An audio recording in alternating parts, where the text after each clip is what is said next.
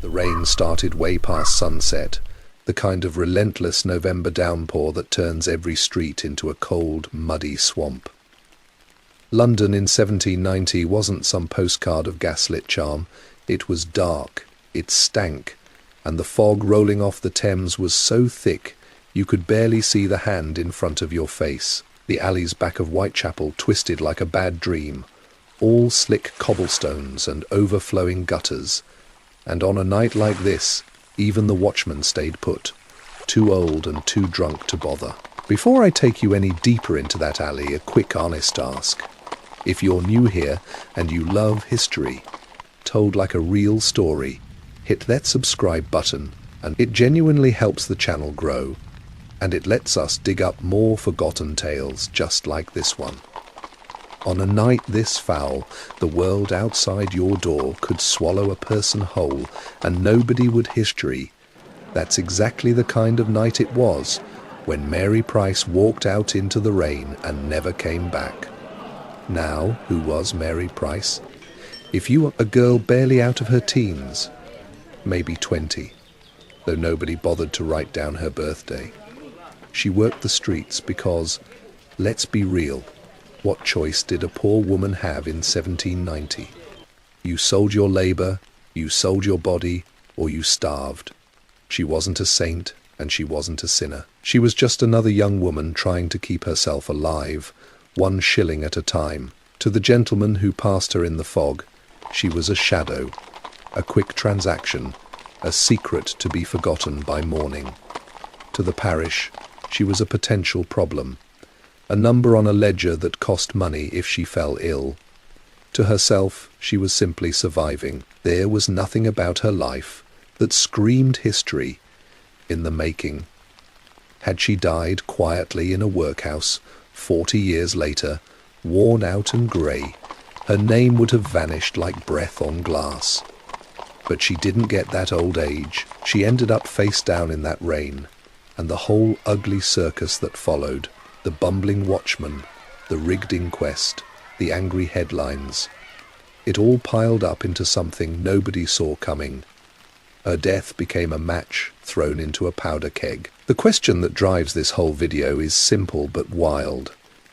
How does the murder of a girl who didn't matter to anyone standing up above the mud end up changing the entire system of policing in one of the most powerful empires on earth?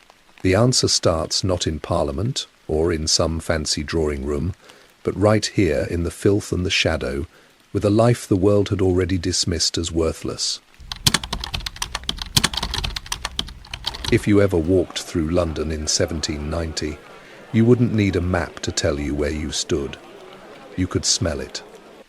The West End hit you with perfume, fresh bread, and the faint sweetness of imported tobacco drifting from coffee-house windows.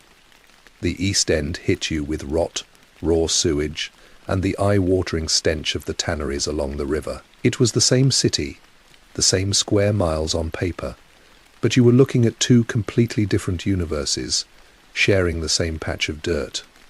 The West End was what the world pictures when it imagines Georgian London. Wide streets, paved clean grand squares with private gardens, locked behind iron gates, rows of townhouses, so white and uniform, they looked like iced cakes lined up on a shelf. This was the London of carriages and powdered wigs, of Parliament and palace, of gentlemen who walked with canes and ladies whose dresses cost more than a labourer earned in a decade. Money moved here like blood through a heart, pumping steadily through the banks, the merchant houses, the auction rooms, where paintings and sugar and human futures were bought and sold with equal indifference. At night, the street lamps burned, actual funded lamps paid for by the rates of wealthy parishioners, and private watchmen patrolled with some pretense of keeping order.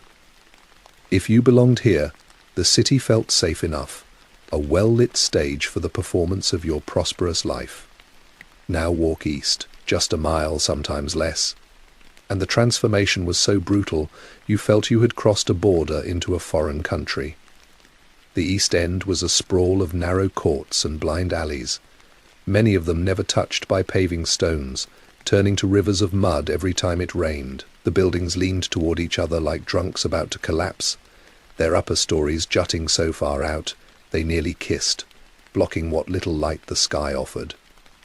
This was the London of the poor, and it was a London growing faster than anyone could control. Tens of thousands crammed into old parish districts, never designed to hold them, packed into rotting tenements or the ramshackle sheds thrown up in back gardens. There was no gaslight here, no funded patrols, no iron gates with locks. There was only the dark, and in the dark there was everything to fear. The geography of crime wasn't random. It had its own map, its own landmarks, its own territories, as clearly drawn as any gentleman's estate. The centre of that map was the Rookery, and if you lived in Georgian London, that word landed in your gut like a stone. Giles was the most infamous, a maze of alleys so dense and so lawless that even parish constables refused to enter without armed backup. But every parish east of the city walls had its own smaller versions, warrens where the buildings had been subdivided so many times that entire families lived in single rooms, where the passages between them, narrowed to shoulder width and twisted without logic, created not by planners, but by decades of haphazard survival. These places operate strangers who wandered in rarely wandered back out with their pockets intact, if they walked out at all. The gin shops dotted every corner, some nothing more than a single room with a barrel and a few cracked cups, selling oblivion for a penny. Men and women drank themselves unconscious on the floors, while children stepped over them on their way to beg. In the unlit passages behind these dens, the flash houses did their business, taverns that doubled as fencing operations where stolen watches, silk handkerchiefs, and silver spoons changed hands before the victim had even finished giving his report to the parish constable. This was the city after the sun went down, and the fear it bred wasn't some abstract anxiety. It was a physical thing, a tightening in the chest that every ordinary Londoner knew the moment the light began to fade. People who had nothing worth stealing still locked their doors with hands that shook. Shopkeepers slept with cudgels beside their beds. Women travelling alone after dark were considered either desperate or foolhardy, and the ones who had no choice. The maids sent on errands, the factory girls walking home, the women like Mary Price, who worked the night itself.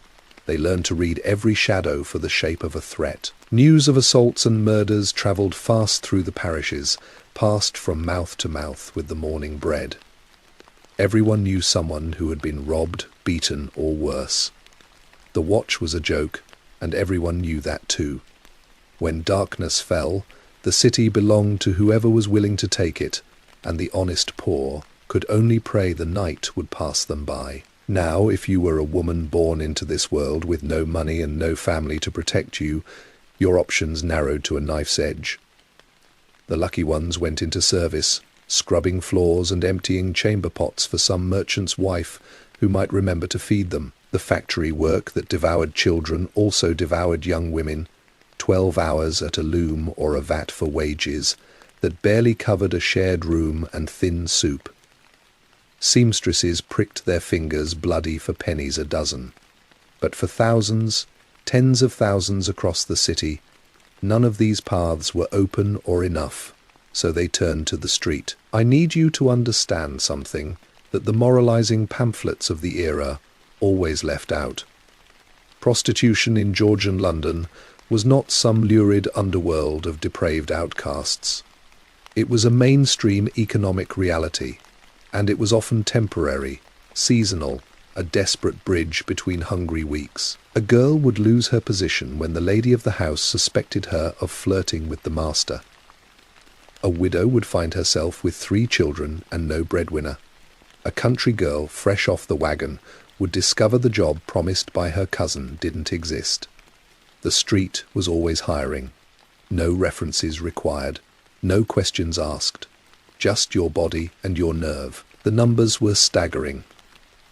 Estimates from reformers of the period put the count of women engaged in full-time or occasional prostitution somewhere in the tens of thousands within London alone. Every rank and flavour of the trade existed, from the high-end courtesans who entertained lords in private rooms, down to the desperate women past 40, who sold themselves for a few pence in the shadows of the docks. Mary Price fell somewhere in that vast middle, not glamorous, not yet destroyed, just another young woman moving through the fog, looking for a transaction that would keep her fed one more day. The neighbourhoods where this life played out were overseen by parishes that had no interest in helping anyone out of it. The parish was everything in Georgian England.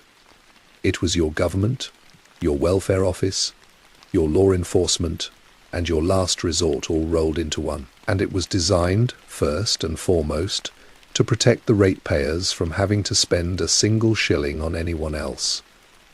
The poor laws that governed relief were built on a simple cruelty. If you needed help, you had to prove you belonged to that parish, that you were born there or had lived there long enough to earn a settlement. If you couldn't prove it, you were shipped back to wherever you came from, or simply left to die in the street. The workhouse loomed at the end of every failure, a place deliberately made so grim that only the truly desperate would enter its doors, where families were separated. Meals were barely sufficient, and the labour was grinding. These were the conditions that manufactured crime, the way the new factories manufactured cloth. Hunger and desperation, plus no safety net, equals a population willing to steal, to cheat, to sell anything, including themselves. The parishes knew this. They just didn't care. Their concern was the cost, not the cause. And so the streets filled with lost souls, and the lost souls did what they had to, and the respectable citizens locked their doors tighter and complained about the decay of the nation, while the rain kept falling on everyone equally. A streetwalker's day started late because her night started late. She would rise from whatever lodging house or cheap room she had scraped together the coin for, sometimes sharing a bed with 2 other women in shifts.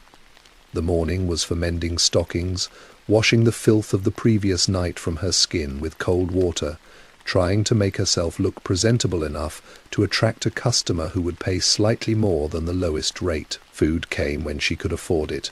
A pie from a street vendor, bread and cheese if business had been good. Nothing at all if it hadn't. By late afternoon she began to walk.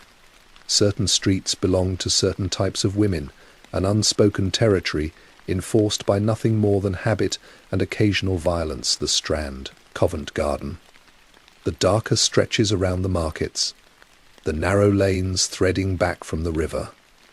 The work itself was a constant negotiation with danger. Every man who approached was a gamble. He might be a harmless clerk with a few shillings, and no trouble in him. He might be a gentleman with tastes for cruelty. He might be a sailor carrying disease from a foreign port. He might be a constable looking for a bribe or a free encounter in exchange for not hauling her before the magistrate. She had no way of knowing. A friend on the same stretch of pavement could vanish overnight, and no one would report it, because who would report a missing prostitute to a force that considered the crime a public service? The lodging-house keeper might notice the next morning that the bed wasn't slept in, but the rent was paid, and the questions stopped there. This was the life, day after day, through rain and cold and fog, working your small patch of the city until your looks faded, or your health broke, or the night finally turned on you in a way you couldn't walk away from. Now the question any sensible person would ask is who was supposed to be keeping these streets safe? If Mary Price was going to walk into the November rain and meet her death, surely there were men whose job it was to prevent such things, to find her killer, to bring him to justice. There were men, yes, but what they actually did and what the public expected them to do, those were 2 very different things. The system of law enforcement that governed London in 1790 was ancient in the worst possible. The parish constable was a medieval invention that had somehow survived into an industrial age without anyone bothering to update the design. Under normal circumstances, a parish would appoint one constable for a year's term.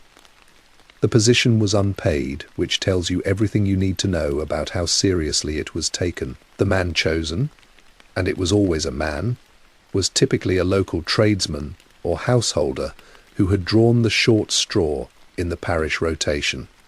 He had no training. He had no weapons beyond a staff. He had no jurisdiction beyond the invisible line that separated one parish from the next, a line that criminals crossed as easily as stepping over a puddle. If a thief ran from St. Botolph's into St. Mary's, the constable from the first parish had no authority to chase him. He had to go find the constable from the second parish, explain the situation, and hope the man felt like helping. The night watch was theoretically the constable's support, the eyes and ears of the parish, while honest folk slept. In practice, the watch was a collection of men who couldn't find better work. The pay was a few pence a night, barely enough. As a result, the watch drew from the bottom of the labour pool old men too weak for physical work, invalids with nowhere else to go, the chronically drunk, who could be relied upon to stay conscious just long enough to call the hour and retreat to their boxes. There was a reason the popular image of the Georgian watchman was a figure of mockery. Hogarth drew them slumped over tables, snoring, their staves fallen to the floor. The newspapers ran jokes about watchmen who slept so deeply their boots could be stolen off their feet. A watchman's actual duties were simple: walk a set route through the parish streets, call out the hour and the state of the weather, keep an eye out for fires, which were a constant terror in a wooden city, and if he happened to stumble upon a crime in progress, he was supposed to raise the hue and cry, shouting loud enough to rouse the neighbourhood and theoretically corner the criminal. What usually happened was far less heroic. The watchman saw nothing because he was dozing in his box, or because the streets were so dark he couldn't see his own lantern beam 3 feet ahead, or because the criminals had simply paid him to look the other way.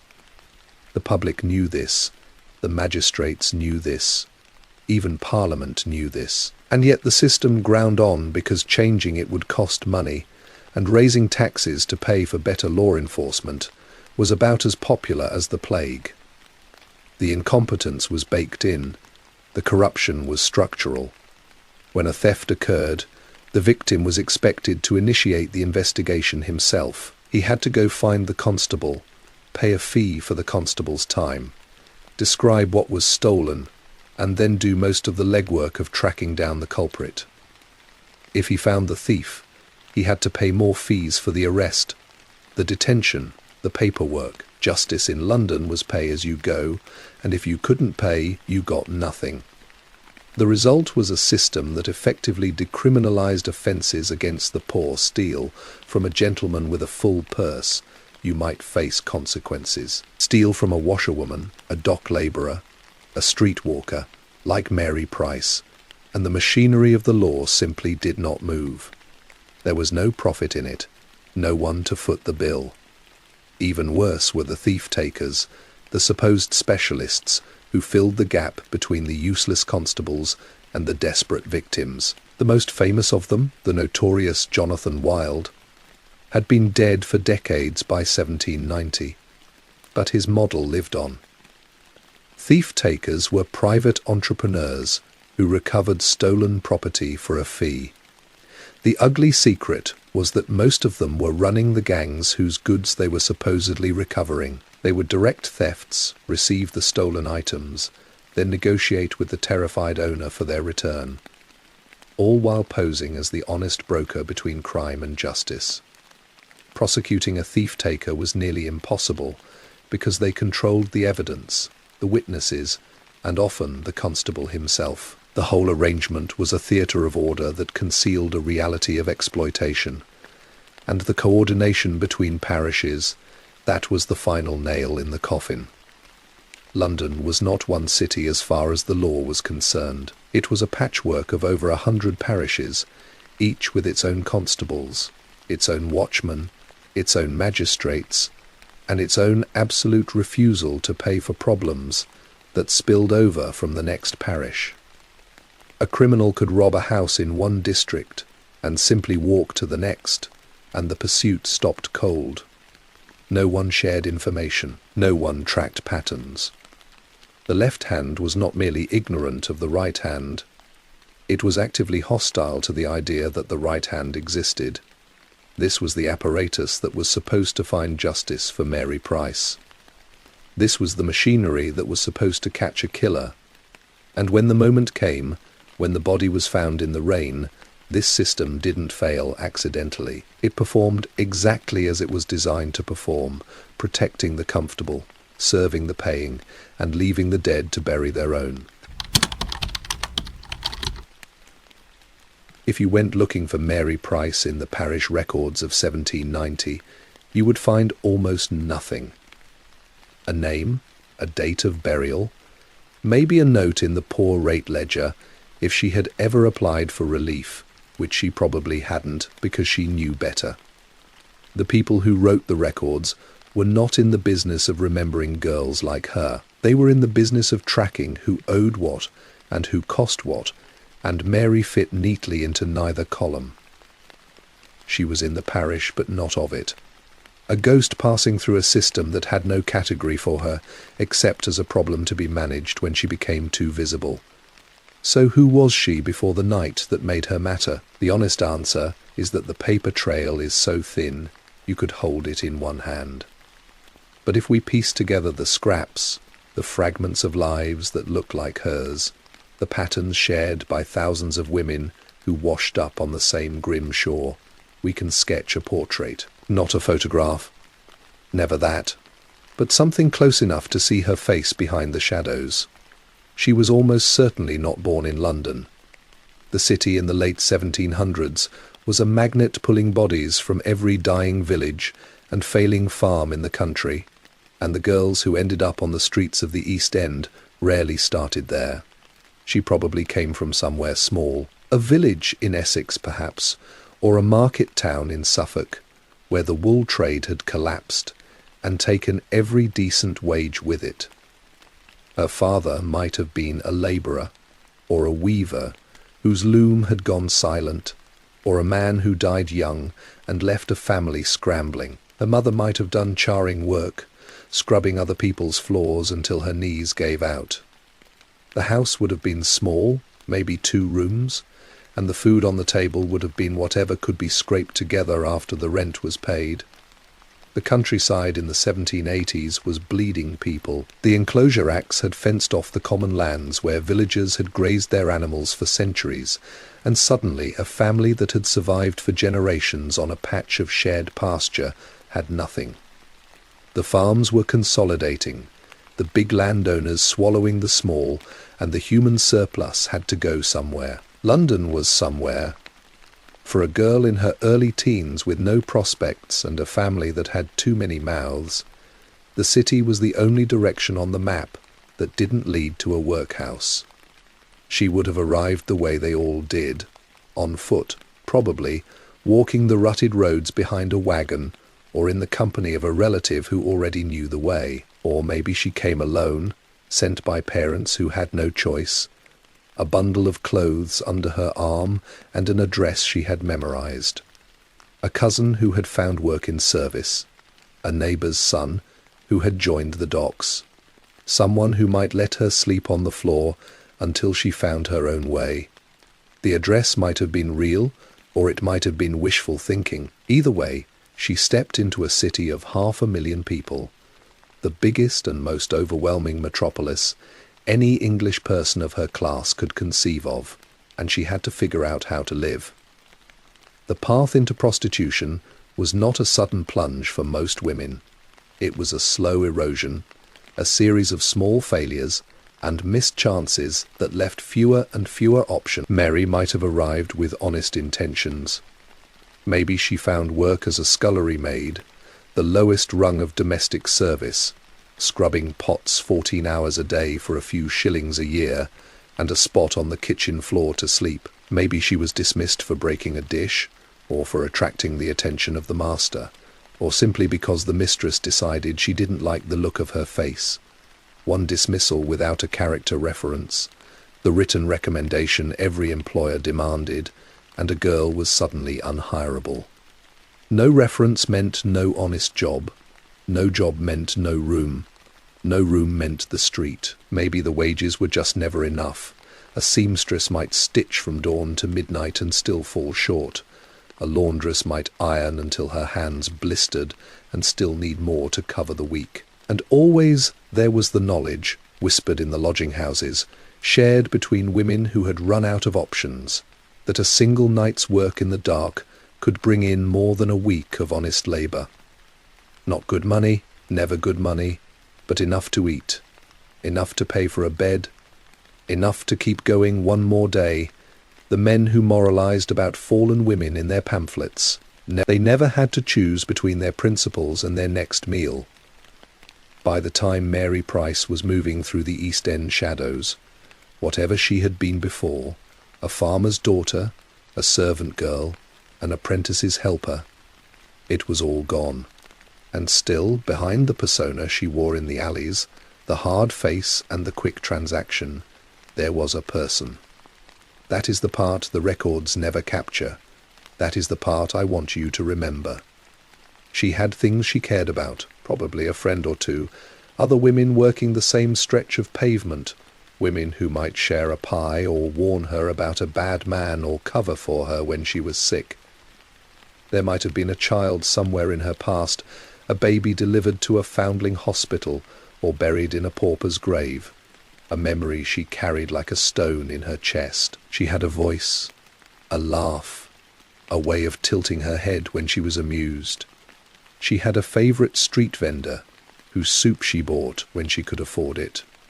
She had mornings when she woke up and felt something like hope, and nights when she felt like the last person God had ever cared about. Her fears would have been the same fears every woman on the street shared, catalogued and rehearsed through long conversations in the lodging house kitchens. The fear of disease, the slow-rotting diseases that came with the trade and that no doctor would treat for charity. The fear of violence, not just the rough handling that was part of the job, but the real violence. The man whose eyes went dead while he was on top of her, the client who carried a knife. The fear of the roundhouse, the overnight lockup, where constables dumped whoever they had swept off the streets. A place where women were assaulted by the men in the next cell, and no one answered the screams. The fear of pregnancy, the fear of age, the fear that one night she would walk out into the rain and simply not come back, and not a soul in the city would notice, except the women who shared her corner, and they would have to keep working. In the days before the 17th of November, 1790, Mary Price would have been doing what she always did, waking in a cheap bed, mending her clothes, walking her route, watching the sky for weather that would keep the customers away. She probably had no sense that her life was about to end, because why would she? One night was much like another. The rain was just rain, the fog was just fog, the man who approached her was just another man. She had no way of knowing that this night would be different, that this night would outlive her, that this night would start a chain of events that would still be echoing 2 centuries later.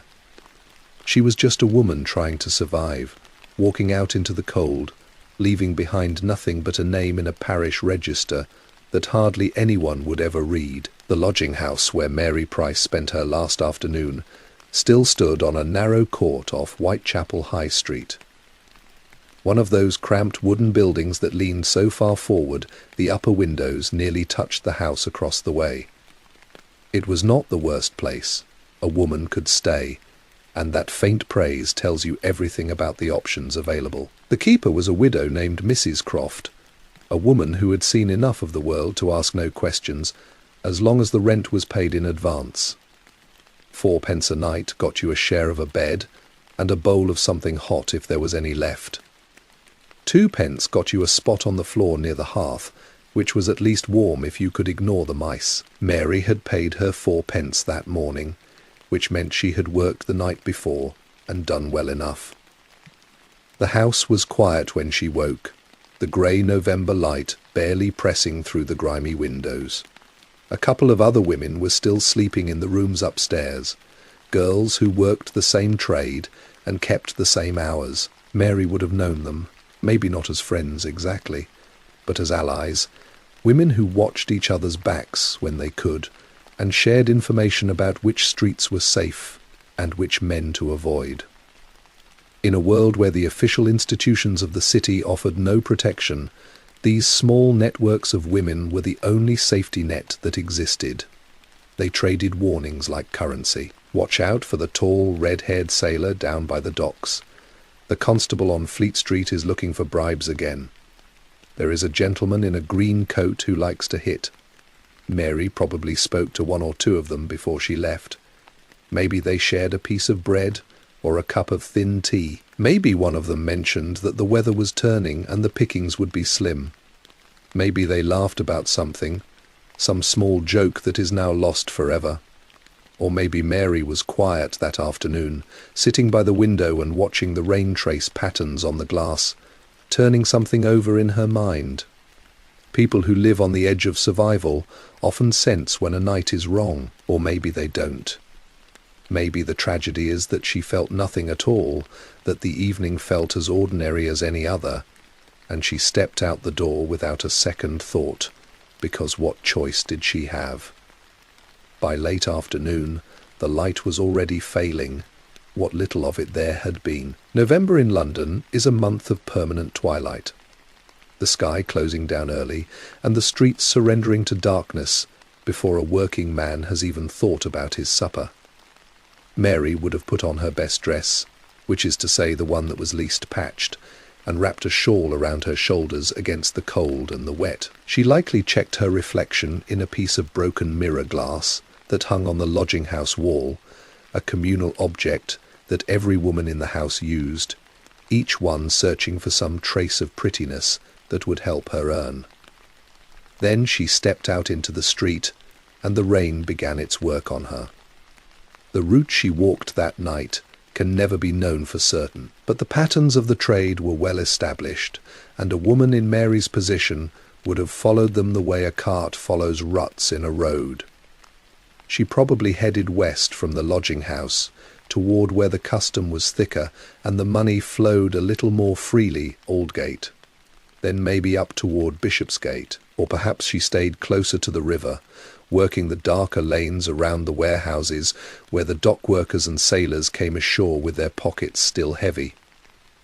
The rain would have driven some customers indoors, which was bad, but it also meant the women who couldn't bear the wet stayed home, which meant less competition. A soaked dress and shivering bones might be the price of a better chance at a paying client.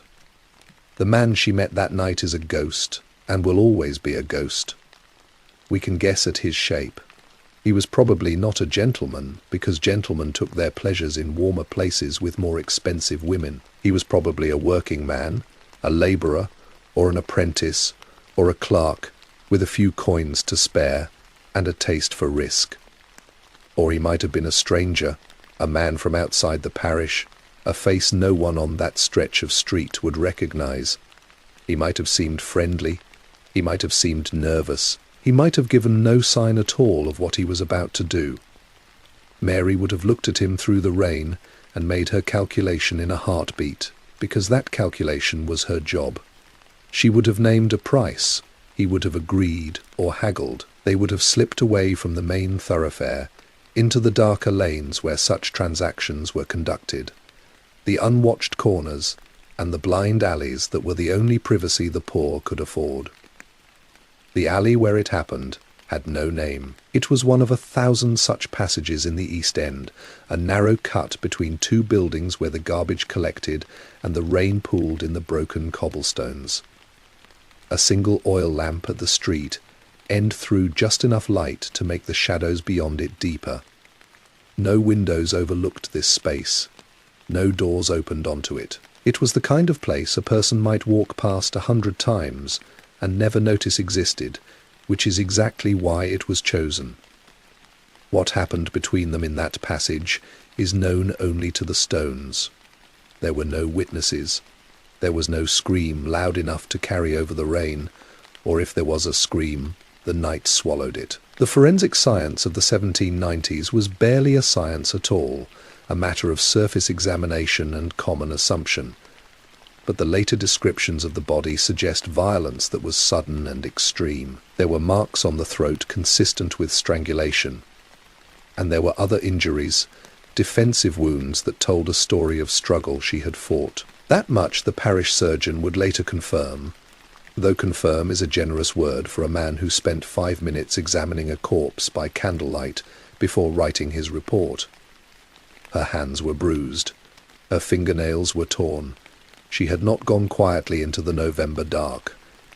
The attack probably lasted no more than a minute or two. Violence in these circumstances was usually fast and ugly, driven by whatever twisted impulse had brought the man to the alley in the first place. When it was done, he fled. Maybe he ran. Maybe he walked away calmly, pulling his coat straight and vanishing into the crowd of the main street, as if he had never been anywhere else. The rain kept falling, rinsing the cobblestones, filling the gutters, and Mary Price lay where she had been thrown, face down in the dark, and the city carried on around her. The watchman who found her was a man named Tobias Crane, and he was not looking for trouble. Crane was 60 years old, if he was a day, a former dock worker whose back had given out 10 years earlier and left him fit for nothing but limping through the parish streets at night calling the hour. He carried a staff he was too weak to swing, and a lantern that sputtered in the rain, and a small horn he was supposed to blow if he found anything worth raising the alarm about. In 5 years on the watch, he had blown it twice, both times for fires. He had never discovered a body before. It was somewhere past 2 in the morning when Crane shuffled into the alley off Whitechapel, a route he normally avoided because the cobblestones were uneven and his knee ached on wet nights. But something made him turn that way. Maybe he heard a sound, a cat perhaps, or the settling of old timbers. Maybe he was just taking a short cut back to his box, eager to get out of the rain that had soaked through his patched coat. Or maybe, as he later told anyone who asked, he felt a prompting, a nudge from Providence. Old men with no other authority like to imagine God speaks to them directly. The lantern beam caught her feet first. Crane stopped, squinting, his old eyes slow to understand what they were seeing. A bundle of rags, he thought. Someone had dumped their rubbish in the alley again. He shuffled closer, grumbling, meaning to prod the pile with his staff and move on. Then the light found her hair, her hand, the dark stain spreading beneath her in the rainwater, and Crane forgot entirely about the cold. He stood there a long moment, frozen, his breath coming short. The instructions for watchmen in the event of discovering a crime were clear in theory.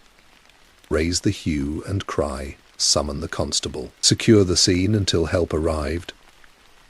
In practice, Crane had never done any of these things, and the procedures existed more in the parish manuals than in the minds of the men who were supposed to follow them. He did what an old, terrified man does when confronted with something far beyond his training.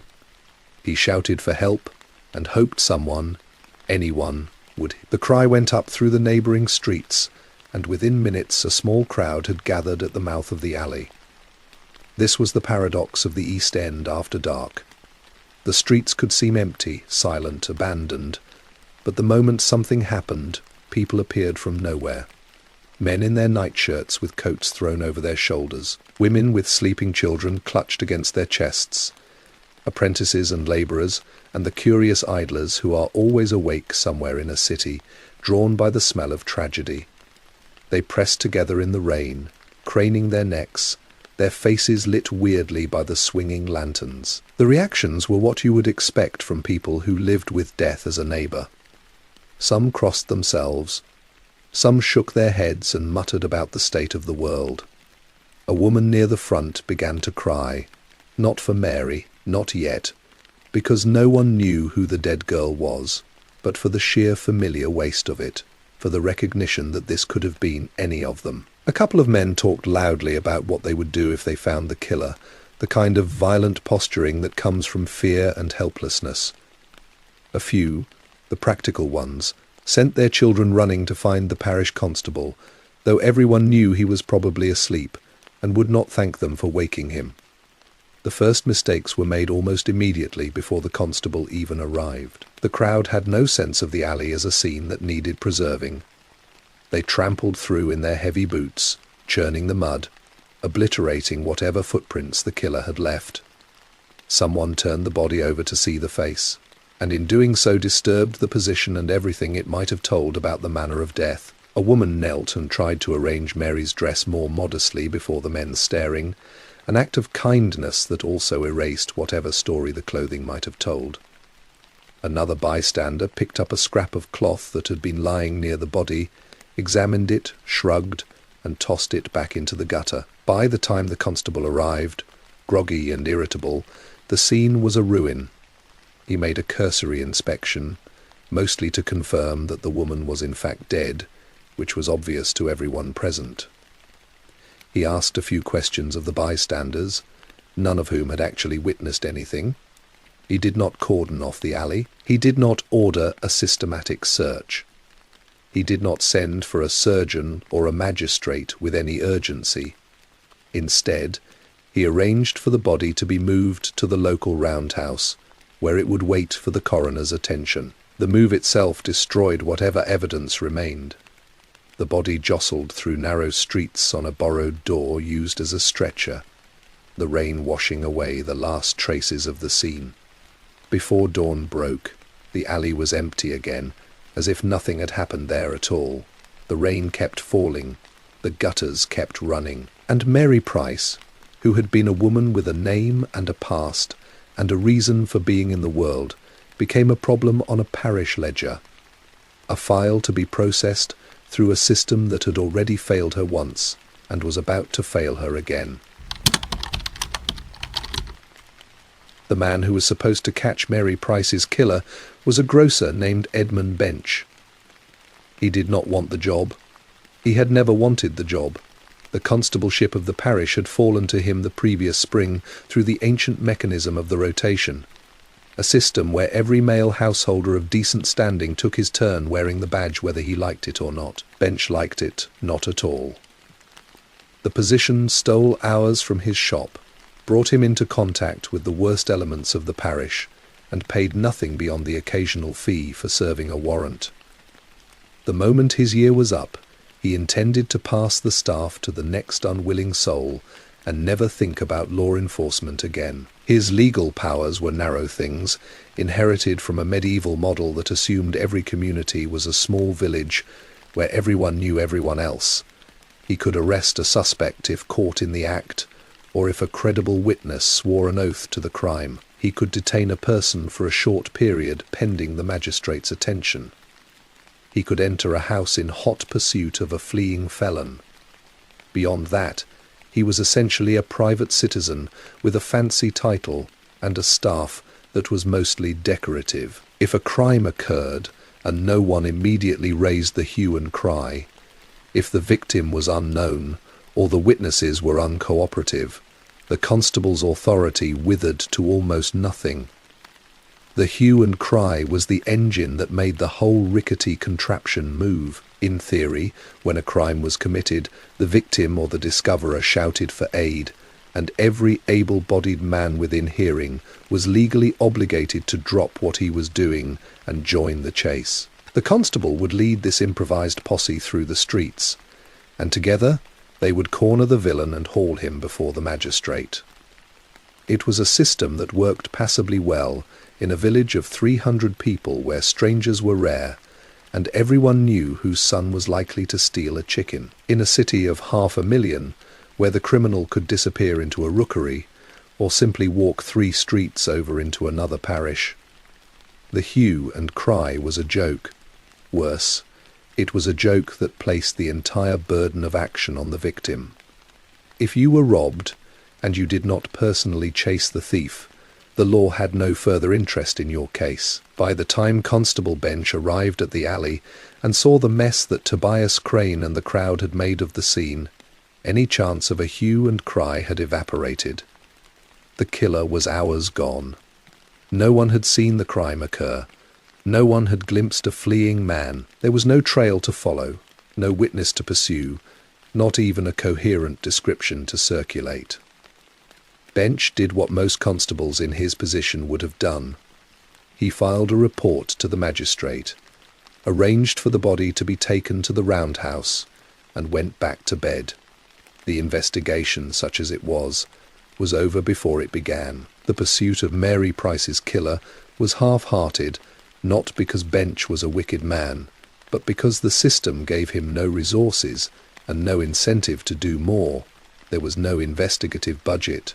There were no detectives. The idea of a professional investigator who would methodically gather evidence, interview witnesses, and build a case simply did not exist in the London of 1790. That kind of work would not be invented for another half-century.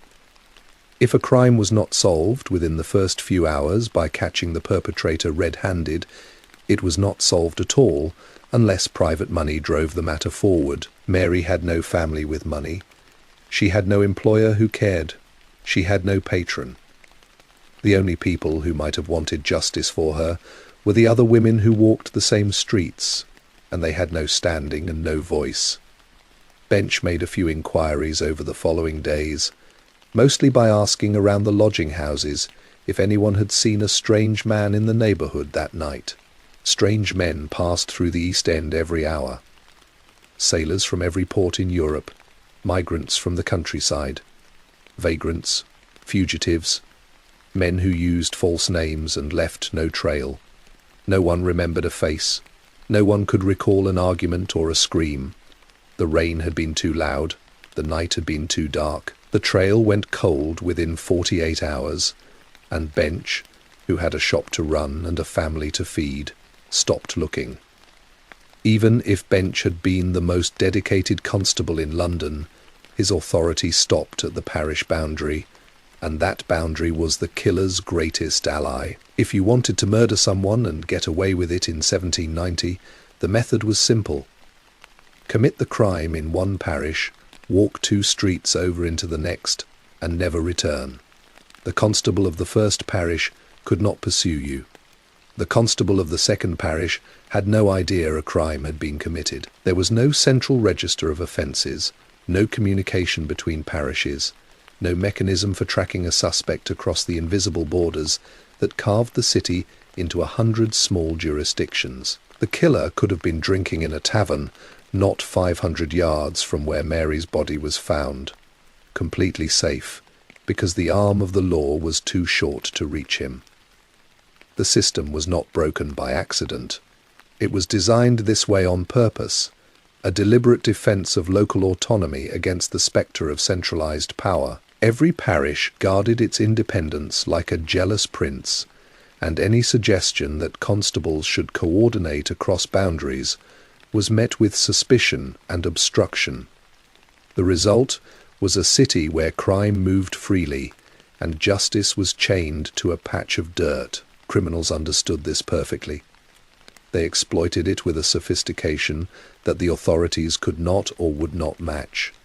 The killer of Mary Price, whoever he was, probably never gave the constable a second thought.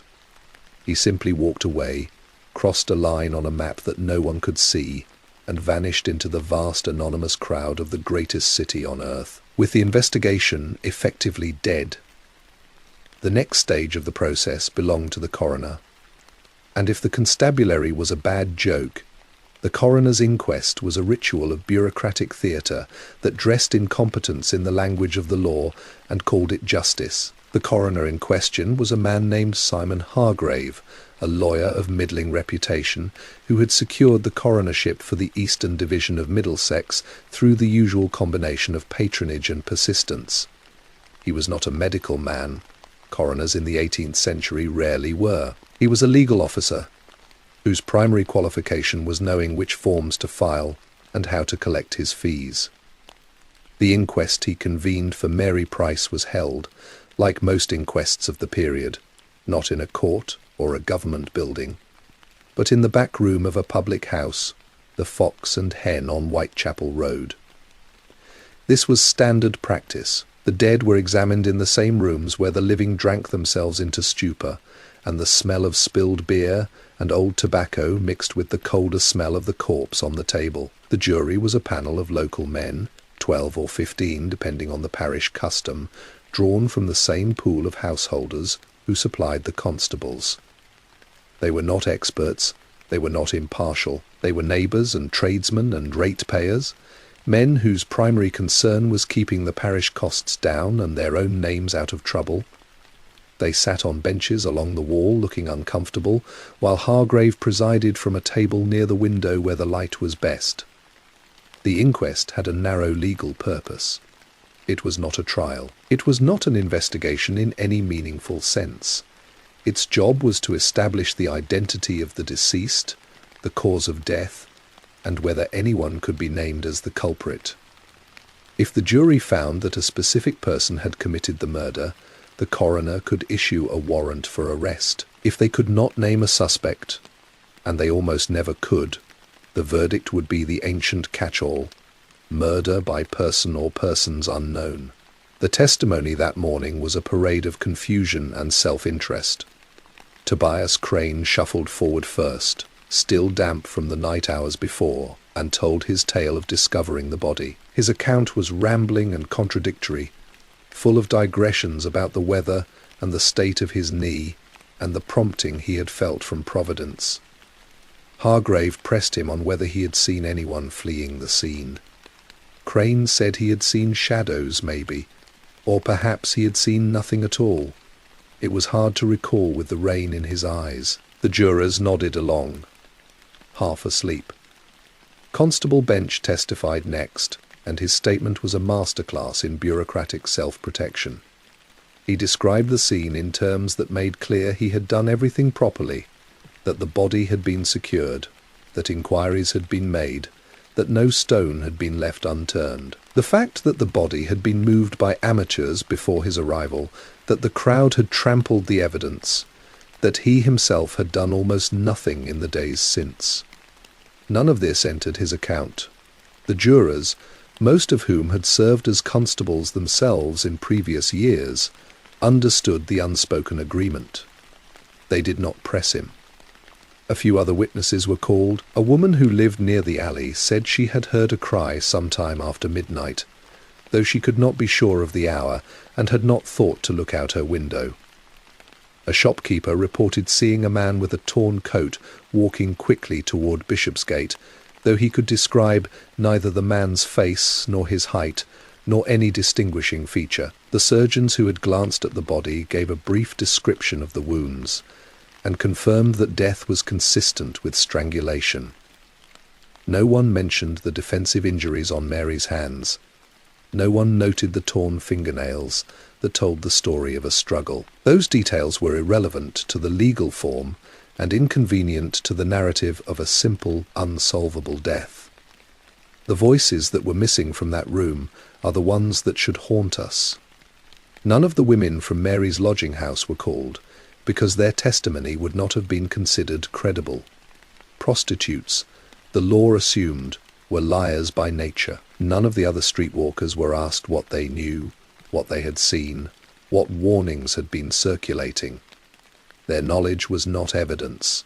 Their lives were not worth the ink it would take to record them.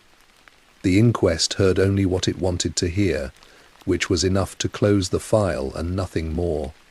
Hargrave delivered his instructions to the jury in language that practically he spoke of the regrettable frequency of such incidents in the parish, the difficulty of identifying culprits in a city so large, the absence of credible witnesses, the duty of the jury to reach a conclusion based on the facts before them, rather than speculation. The message was clear. There was no suspect to name. There was no point in delaying. The public house needed its back room back. The jury deliberated for perhaps 10 minutes, which mostly involved agreeing with each other about the sad state of the streets and the impossibility of doing anything about it. The foreman, a baker named Hawes, stood and read the verdict in a voice utterly drained of emotion. Murder by person or persons unknown. The words were stamped into the record, and the case was officially closed for lack of anything else to do. Mary Price was moved from the law's inbox to its archive, a file no one would ever open again. The coroner collected his fee. The constable went back to his shop. The jurors filed out into the morning light and returned to their ordinary lives, satisfied that the forms had been observed and the matter settled. The body was released for burial, which in the case of a pauper meant a shallow grave in a parish plot shared with a dozen others. Unmarked, unmourned, unremembered. The Fox and Hen opened its doors to the afternoon drinkers, and within an hour the room where the inquest had been held was loud with the clink of tankards and the smoke of clay pipes. The system had done everything it was designed to do, and the system had produced exactly the result it was designed to produce. Nothing.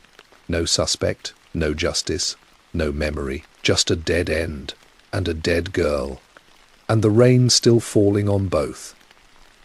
If the coroner's inquest was a ritual of going through the motions, then the reward system that sat alongside it was justice with a price tag, and watching the market corrupt everything it touched was like watching a slow fire consume.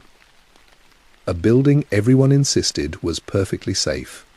The logic behind it was brutally simple.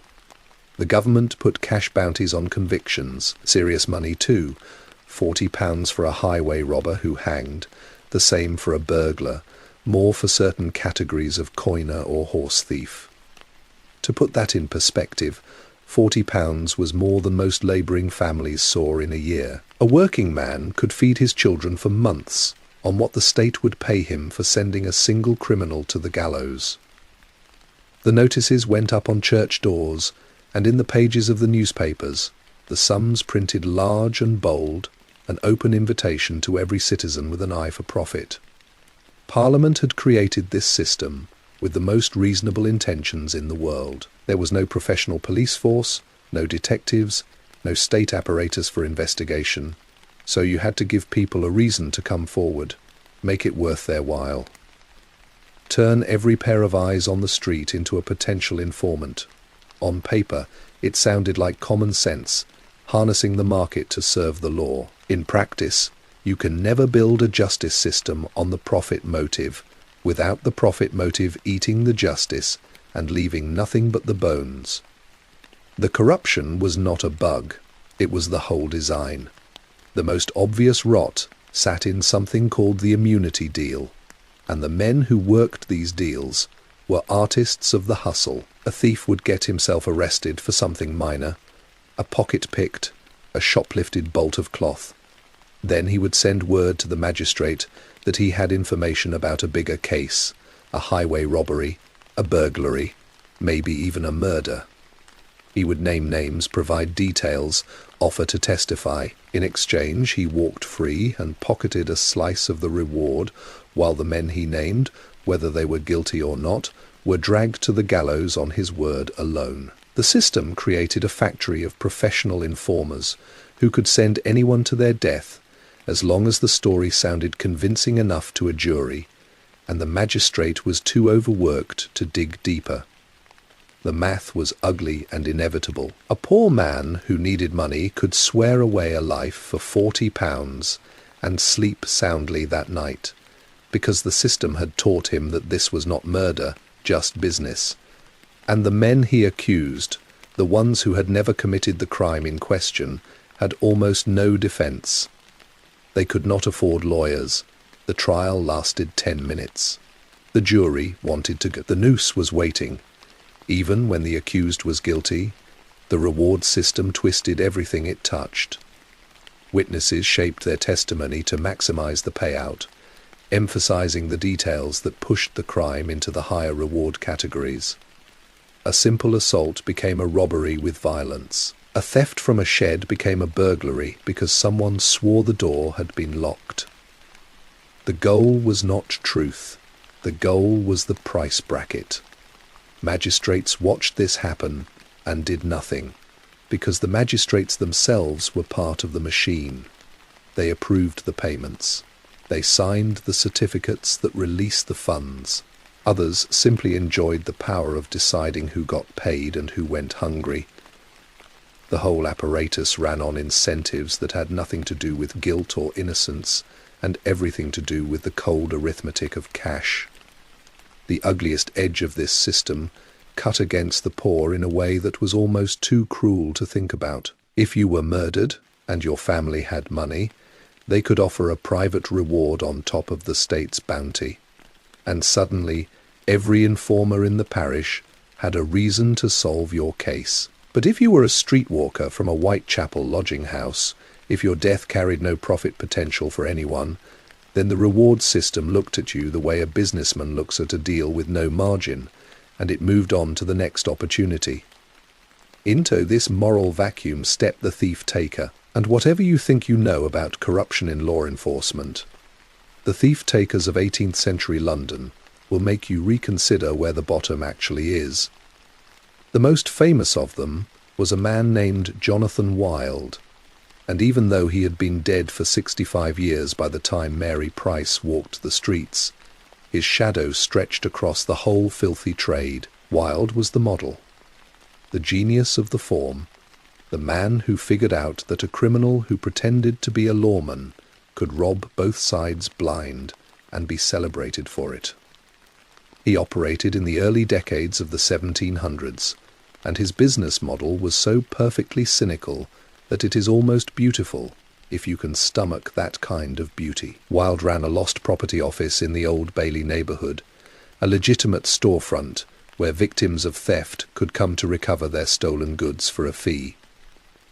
What they did not know, or what they knew and could not prove, was that Wild was also running the gangs that stole the goods in the first place. He would direct his men to rob a wealthy house, wait for the owner to report the loss, and then graciously produce the missing items, collecting his reward and his recovery fee, while the victim thanked him for his public service. The entire arrangement was a theatre where Wild played both the puppet master and the hero, and the audience applauded because they had no idea they were watching their own pockets being picked.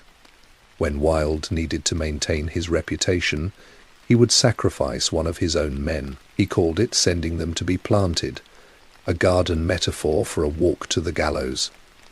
He would gather the evidence, provide the witnesses, and deliver the condemned with a show of civic virtue, so convincing that the magistrates shook his hand. The men who swung did so knowing Wild had orchestrated their capture from the beginning, and they died in silence because Wild's reach extended into the prison, and their families could be made to suffer if they talked. In this way, Wild managed to run London's underworld for over a decade, while being publicly celebrated as the city's greatest crime fighter. Parliament eventually passed a law specifically aimed at him, and he was finally hanged in 1725. But the type of man he represented did not die with him. By 1790, the thief-taker was still a fixture of London life, though the trade had become slightly less flamboyant. These men were private contractors, unlicensed and unregulated, who offered to solve crimes for a negotiated fee or a cut of the reward. Some were retired constables who had learned which palms to grease. Some were active criminals laundering their reputation. Some were simply thugs with a talent for intimidation. They would pressure witnesses, fabricate evidence, and deliver suspects to the magistrate like a butcher delivering meat to market. If the suspect was guilty, justice was served. Sort of. If the suspect was innocent, that was just the cost of doing business. The thief-taker got paid either way because the reward attached to the conviction, not the truth. The relationship between thief-takers and the official constabulary was not adversarial. It was symbiotic. The constables were underpaid, undertrained, and overworked. The thief-takers filled the gaps, and the constables took their cut for looking the other way.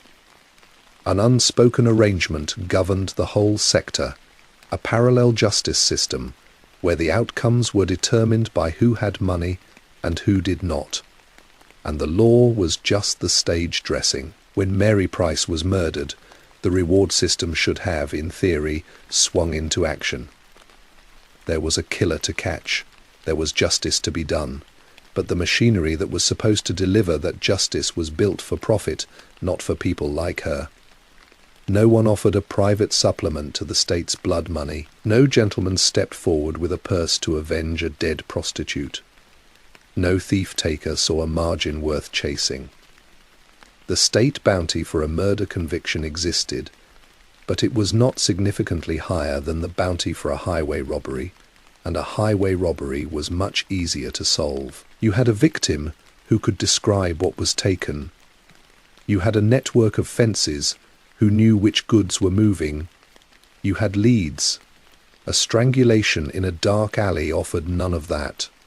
Just a dead woman with no connections and no champions and nothing to steal. Even if the reward had been substantial, the structural indifference of the system would still have worked against her.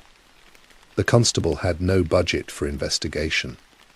The parish had no appetite for expenses that might fall on the ratepayers. The magistrate had a docket full of cases and no staff to pursue them. The thief-takers were busy chasing the cases that paid, and a murdered prostitute from the East End did not make their list. The combination of neglect from the official apparatus and disinterest from the profit-driven private sector created a vacuum where Mary's killer could simply evaporate. This is the part of the story where you expect the system to redeem itself, where you expect the sheer outrage of an unsolved murder to force change. But that was not how it worked. The system did not redeem itself. It filed the paperwork and moved on, because it was not designed to care about people like Mary Price. It was designed to process them efficiently when they became a nuisance, and when they died, to bury them cheaply and note the cost in the ledger. What the system could not know, what nobody in that parish could see coming, was that Mary's case would not stay buried. The dead end was not the end of the story. It was the beginning of something else entirely, a storm gathering in the print shops and coffee houses, a fire that would catch because enough people looked at this useless, corrupt, indifferent machinery and finally said the words that everyone had been thinking for decades. This cannot stand. If you wanted to understand how power actually worked in 1790, you didn't sit in the gallery at Parliament. You went to a coffee house, bought a cup for a penny, and read the papers. The 1790s were the moment when print exploded across England in a way that felt as disorienting to the people living through it as the internet felt to the generation that grew up with dial-up modems. Suddenly everyone had access to information, and information, once it gets loose, behaves like a wild animal. You cannot predict where it will go or what it will tear apart. London alone had more than a dozen daily and weekly papers by the end of the century, and that number does not even count the pamphlets, the broadsides, the single-sheet ballads that got hawked on street corners for a halfpenny. The Morning Chronicle, the Morning Post, the Times, still young but growing fast, the Public Advertiser, the Gazetteer. Every political faction had its own mouthpiece, feeding the faithful and attacking the enemy in language that makes modern cable news look restrained. These papers did not pretend to be objective. Objectivity was not the point. The point was argument, narrative, the shaping of public sentiment into a weapon. The coffee houses were the distribution network. Every neighborhood had one or five or a dozen, depending on how dense the commerce was.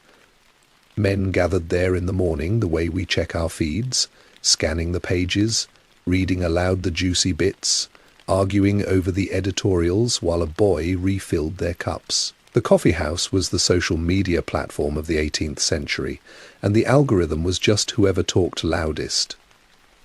Information moved from the papers into conversation, from conversation into popular opinion, and from popular opinion into political pressure.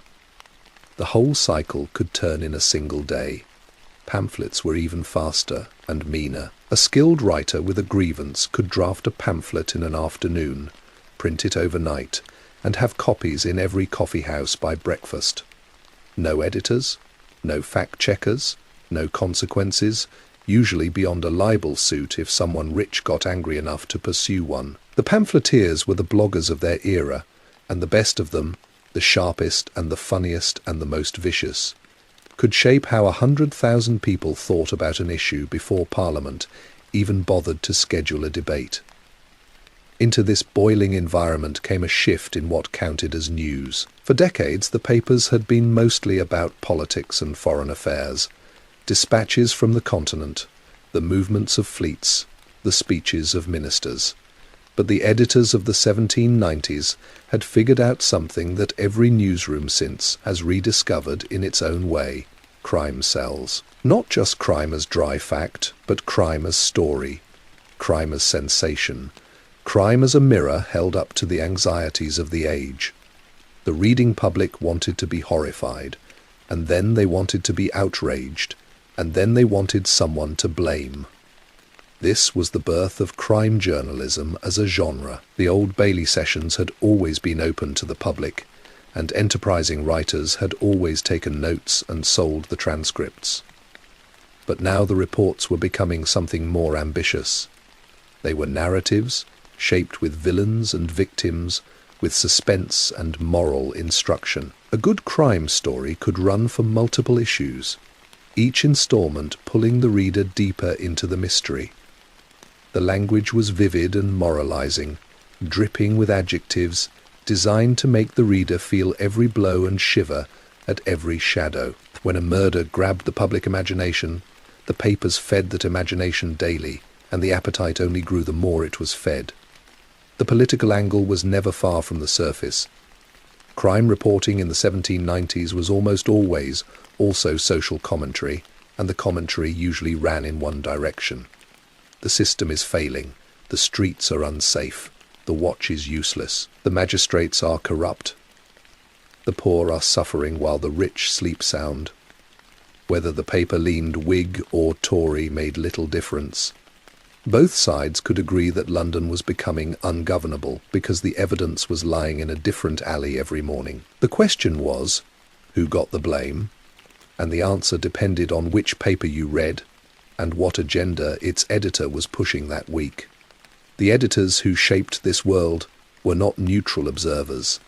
They were players, often deeply embedded in the political machinery of the day. William Woodfall of the Morning Chronicle was a former actor who brought a theatrical sensibility to his reporting, treating Parliament like a stage and its members like characters in a drama that ran forever. John Walter of the Times was a relentless self-promoter who had spent time in prison for libel and came out more determined to print whatever damaged his enemies, regardless of consequence. Daniel Stewart of the Morning Post turned his paper into a powerhouse of influence, hiring talented young writers and giving them the freedom to chase stories that other editors considered beneath their dignity. These men competed fiercely for readers, and a sensational crime story was the surest way to boost circulation for a week or a month. If the story also happened to embarrass the authorities they opposed politically, that was not a conflict of interest. That was the whole point. When word of Mary Price's murder reached the desks of these editors, they did not see a dead prostitute. They saw a story with all the right elements. A young woman, which meant the reader could feel protective or mournful or just comfortably titillated. A brutal killing, which meant the horror would sell. A useless constable, which meant the writers could sharpen their political knives. A corrupt system, which meant the outrage could be directed at specific targets. And at the centre of it all, a body in an alley, an absence where justice should have been, a question that every reader in London could feel in their own gut. Could this happen to me? The story did not break all at once. It crept into the papers piece by piece, a paragraph on an inside page, then a longer report a few days later, then suddenly it was everywhere, spreading like ink. The first mention appeared in the Morning Chronicle 3 days after the body was found. The notice was brief, barely 4 lines buried between a shipping report and an advertisement for a new remedy against gout. A woman of the night had been discovered strangled in a court off Whitechapel High Street. The parish constable was investigating, that was all. The language was flat, procedural, the kind of filler item a junior writer files when there is nothing better to report. But the name Mary Price appeared in that paragraph, and even in those few words, the shape of the story was already visible to anyone trained to look. The next mention came from the Public Advertiser, and this one was longer. The writer had done a little legwork, or more likely had stood a few rounds at a tavern near the lodging house where Mary had stayed. The report described her as young, not more than 22, and noted that she was a well-known figure on the Whitechapel streets, which was a polite way of saying she was a recognizable prostitute whose death would not normally warrant more than a shrug from the authorities. The writer added a small, pointed detail. The constable had made no arrests. The watchman who found her was an old man who could not recall whether there had been any suspicious figures in the neighborhood. The implication hovered between the lines like a bad smell. By the end of the week, the Morning Post had seized the story and given it the full treatment. The language shifted from dry reportage to something much more vivid and much more deliberate. The headline, if you can call it that in an era before headlines as we know them, ran across the top of the crime column in dense, bold type. A brutal murder in Whitechapel. The unknown woman and the failure of our night watch. The article that followed was a masterclass in sensation, disguised as civic concern. It describes the alley where Mary died in terms borrowed from Gothic novels, a narrow passage where no lamp burned, and no honest citizen would walk after dark. It lingered on the rain, the mud, the old watchman with his trembling lantern. It sketched Mary in sentimental strokes, a poor creature of the streets, young and defenceless, abandoned by society, and then abandoned again by the very men sworn to protect all of the king's subjects. The emotional play was obvious, and it was absolutely intentional. The Morning Post wanted its readers to feel something, and what it wanted them to feel was a specific cocktail of pity and fear. Pity for the dead girl, who was presented as a victim not just of a killer, but of an entire city that had failed to see her humanity until it was too late, and fear that the same indifference could swallow them too, that the streets their wives and daughters walked were just as dark as the alley where Mary Price breathed her last. The article never quite said that Mary might have been someone's daughter, someone's sister, someone who started life with the same hopes as any other child. It did not need to. The readers filled that part in themselves. The youth and gender of the victim were not incidental details. They were the engine of the whole emotional machine. A murdered labourer was sad but unremarkable, the kind of thing that happened when men drank too much and argued over cards. A murdered woman was different. A murdered young woman. That was a scandal, a sign that something had gone rotten in the foundations of the social order. The papers understood this calculus perfectly. They leaned on it. They used Mary's youth as a cudgel against the authorities, asking how a city that called itself civilized could let a girl barely out of childhood be strangled in the street, and then fail utterly to find the man responsible. The blame game started subtly, and then became the whole point of the coverage. Every new report added another layer of accusation. The watch was incompetent. The constable was lazy. The magistrate was indifferent. The reward system was a farce that paid informers for lies, while genuine murderers walked free. The Morning Chronicle ran an editorial that explicitly connected Mary's case to the broader debates about police reform that had been simmering in Parliament. The Public Advertiser published a letter, supposedly from a concerned citizen, but almost certainly written by one of its own staff, demanding to know why the ratepayers of Whitechapel were funding a watch that could not prevent a murder or catch a murderer. The Times weighed in with a piece that compared London unfavourably to Paris, a stinging insult in a century when every Englishman believed his country was the freest and best governed on earth. The press had found its villain, and the villain was the system itself. Every paper that joined the chorus amplified the others, creating a feedback loop of outrage that grew louder with each repetition. The editors did not need to coordinate. They simply recognized that they were all sitting on the same gold mine, a story that combined sex, violence, and institutional failure, in proportions that kept readers buying copies and passing them around. By the time the second week of coverage began, Mary Price was no longer a person. She was a case, a symbol, a banner under which every critic of the old police system could march. And the men who edited the papers made sure the march did not stop until someone in power was forced to answer for what had happened in that alley. The story of Mary Price did not stay confined to the coffee houses where men in wigs argued over porcelain cups. It leaked out into the streets, and once a story hits the street in a city like London, it mutates and grows, and finds its way into ears that the editors never imagined reaching. By the end of the first week of coverage, you could hear her name in the taverns where dock workers drank their wages, in the markets where fishwives shouted over each other for the morning trade, in the cramped-back kitchens of lodging houses where women like Mary sat mending their dresses and trading warnings about the night ahead. The murder had become common property. What made this particular story spread so far and so fast was that it crossed the lines that usually kept London's classes in their separate compartments. A murdered prostitute in Whitechapel was not normally the sort of thing that gentlemen discussed at their clubs, not openly anyway. But the newspapers had framed the story so skillfully that it was no longer just about a dead woman of no standing. It was about the failure of the watch. It was about the corruption of the reward system. It was about whether any person in London, regardless of rank or wealth, could walk safely after dark. Those were questions that mattered to everyone, and everyone, it turned out, had an opinion. In the taverns and alehouses of the poorer parishes, the conversation was raw and immediate.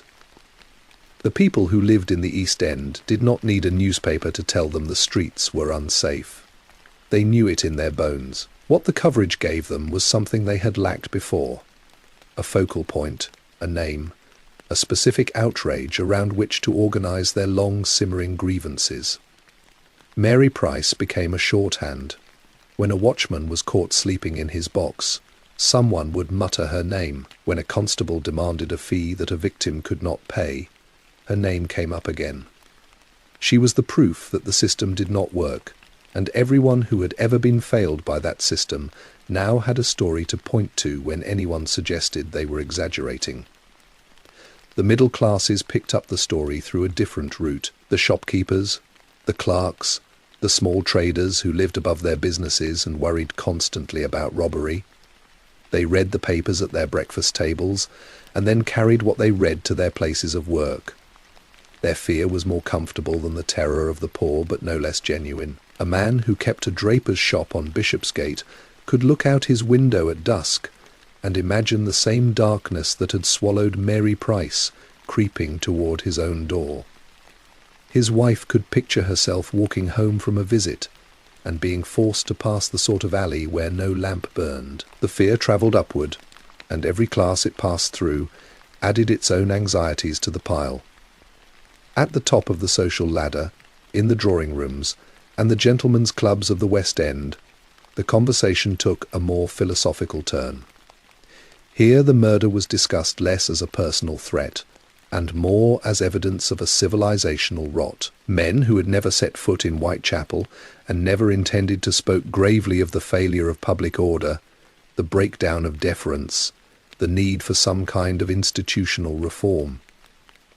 They were not afraid of being strangled in an alley themselves, but they were afraid of what a city without effective law enforcement might become. The shadow of Paris hovered over these conversations. The French Revolution was underway, and every English gentleman knew that mobs were made of people who had lost faith in the system. A government that could not catch a murderer might not be able to hold a city. What united all these conversations across the class divide was a dawning realization that had been waiting to break through for years. The safety of the poor and the safety of the rich were not separate issues.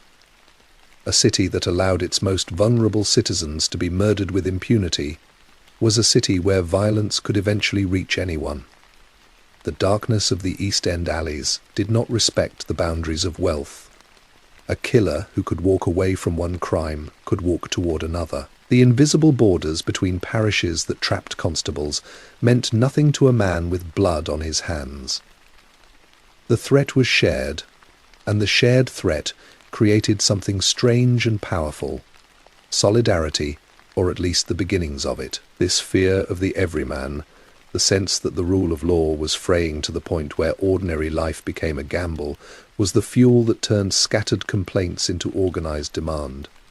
The newspapers had primed the pump, but the public now took over. Letters to editors flooded in, not the staged letters that the papers wrote themselves, but genuine correspondence from readers who had been moved by Mary's story and wanted their voices added to the chorus. Some were eloquent, quoting scripture or classical philosophy. Some were barely literate, scrawled on scraps of paper and delivered by hand. All of them said some version of the same thing: this cannot continue. Something must be done. The Morning Post printed a letter from a man who identified himself only as a tradesman of Cheapside. He wrote that he had been robbed twice in the past year, and that on both occasions the constable had demanded payment before he would lift a finger. He asked whether Englishmen had fought a civil war and cut off a king's head only to be taxed for justice that never arrived. The letter ran on the front page, and within days similar letters were pouring into every editorial office in the city. The public had discovered its voice, and the voice was angry. Public meetings began to be called. The first were small affairs, a few dozen concerned citizens gathering in a parish hall or the upstairs room of a tavern. A speaker would rise and describe the murder, detail the failures of the investigation, and call for some form of organized response. The audiences nodded and murmured and added their own stories. Every neighborhood seemed to have its own version of Mary Price, its own unsolved crime, its own incompetent constable. The accumulation of these testimonies turned individual frustration into collective purpose. By the middle of the second week, the meetings had grown too large for tavern rooms. In the larger parishes, angry crowds of several hundred gathered in open squares or outside the magistrate's office, demanding to be heard. The speakers grew bolder, their language more direct. The old system, they said, was not merely failing. It was corrupt, rotten, designed by and for the comfortable at the expense of everyone else. The constables were either useless or complicit. The watchmen were a joke that decent people were tired of hearing. The thief-takers were criminals in all but name. What was needed, the speakers argued, was something new: a paid, trained, centrally directed force of men whose sole job was to prevent crime and catch criminals. The language that would later shape the Metropolitan Police was being rehearsed in these angry gatherings, spoken by ordinary people who had no idea they were drafting the future. The chorus grew until it could no longer be ignored. Parliamentarians who had been avoiding the issue of police reform for years suddenly found it being raised at their own dinner tables. Their constituents wrote to them. Their wives read the papers. The editors who had been driving the story sensed that the moment had arrived for something more than newspaper columns. The public had been primed, inflamed, and united behind a demand that was as simple as it was revolutionary. Fix the system, catch the killers, protect the innocent. The murder of Mary Price had cracked open a door that the old guard had kept locked for generations, and through that crack a new idea was forcing its way into the light. The idea that justice should not depend on who you were or what you could pay. The idea that a woman no one valued in life might, in death, force a great city to look at itself and finally admit that something had to change. The man who would take Mary Price's story and forge it into a weapon for change was not a Londoner by birth. Patrick Colquhoun was a Scot, a son of Glasgow, who had made his name and his fortune in the tobacco trade before turning his relentless energy toward the problems of crime and poverty. He arrived in London in the late 1780s, already carrying a reputation as a reformer, a man who had helped organise relief for distressed weavers in Scotland, and who believed with a fervour that could be exhausting that the problems of society could be solved through systematic thinking and moral effort. London did not entirely welcome him. The city had seen reformers before, men who arrived with plans and pamphlets and then disappeared when they realised how immovable the old institutions really were. But Colquhoun was different. He was patient in a way that zealots rarely are, and he understood something crucial that most reformers missed. You could not change a system by simply pointing out that it was broken. You had to show people a picture of what the fixed version looked like, and you had to make that picture so vivid that it became impossible to ignore. His appointment as a magistrate in Middlesex gave him a front-row seat to the machinery of failure. He sat in the justice room and watched the parade of misery and incompetence file through. Victims who could not afford to pay the constable. Constables who had no idea how to conduct an investigation. Thief-takers who were obviously lying but could not be touched because they controlled the evidence. And always in the background, the steady drumbeat of crimes that never reached the justice room at all because the victims knew there was no point. Colquhoun did not simply observe this. He took notes. Thousands of pages of notes, tracking patterns, recording outcomes, building a statistical case for reform, at a time when statistics barely existed as a concept in public policy. He interviewed constables and watchmen. He interviewed criminals. He walked the streets of the East End himself, a tall, serious man in a dark coat, asking questions that made people uncomfortable because they were the questions nobody else bothered to ask. When the murder of Mary Price hit the papers, Colquhoun recognised it instantly for what it was. Not just another crime, but a case study. A perfect specimen of everything wrong with the current arrangement.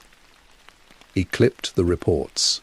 He made inquiries of his own, quietly, through channels that never appeared in the public record. He learned the details that the newspapers had missed or chosen not to print, the defensive wounds on Mary's hands, the specific failures of Constable Bench's response, the way the coroner's inquest had been steered toward a verdict of convenient uselessness. And when he sat down to write the book that would become his life's great work, the treatise on the police of the metropolis, Mary Price was there on the page, not named always, but present in every paragraph about the fate of the vulnerable, when law enforcement was left to market forces.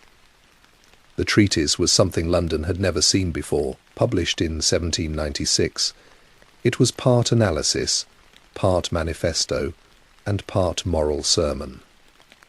Colquhoun laid out the sorry state of policing in the capital with a level of detail that was devastating. He catalogued the crimes. He estimated the costs, not just the financial cost to victims, but the social costs to a city where trust was dissolving. He described the watch system as a medieval relic that had survived into an industrial age, only because no one had the courage to kill it. He dissected the reward system and showed, with examples, how it rewarded perjury over truth. And he traced the consequences of all this neglect to the bodies that kept turning up in the city's alleys. The women like Mary Price, whose murders were treated as unsolvable because solving them was not profitable. The book was not just a complaint, it was a blueprint. Colquhoun proposed a unified police force for the entire metropolitan area, paid by the state, professionally trained, and organised under a central command. The officers would patrol the streets visibly, preventing crime by their presence rather than merely reacting after the fact. They would be accountable to magistrates, but independent enough to pursue investigations across parish boundaries without interference. It was a vision so radical that many readers assumed it was utopian fantasy. But Colquhoun was not writing fantasy. He was writing the future, and the future was closer than anyone thought. What made Colquhoun's argument truly dangerous to the old guard was not its practicality. It was its moral core. He refused to treat crime as a simple matter of catching bad men. Crime, in his analysis, was a product of conditions, of poverty and ignorance, and the collapse of moral instruction among the lower orders.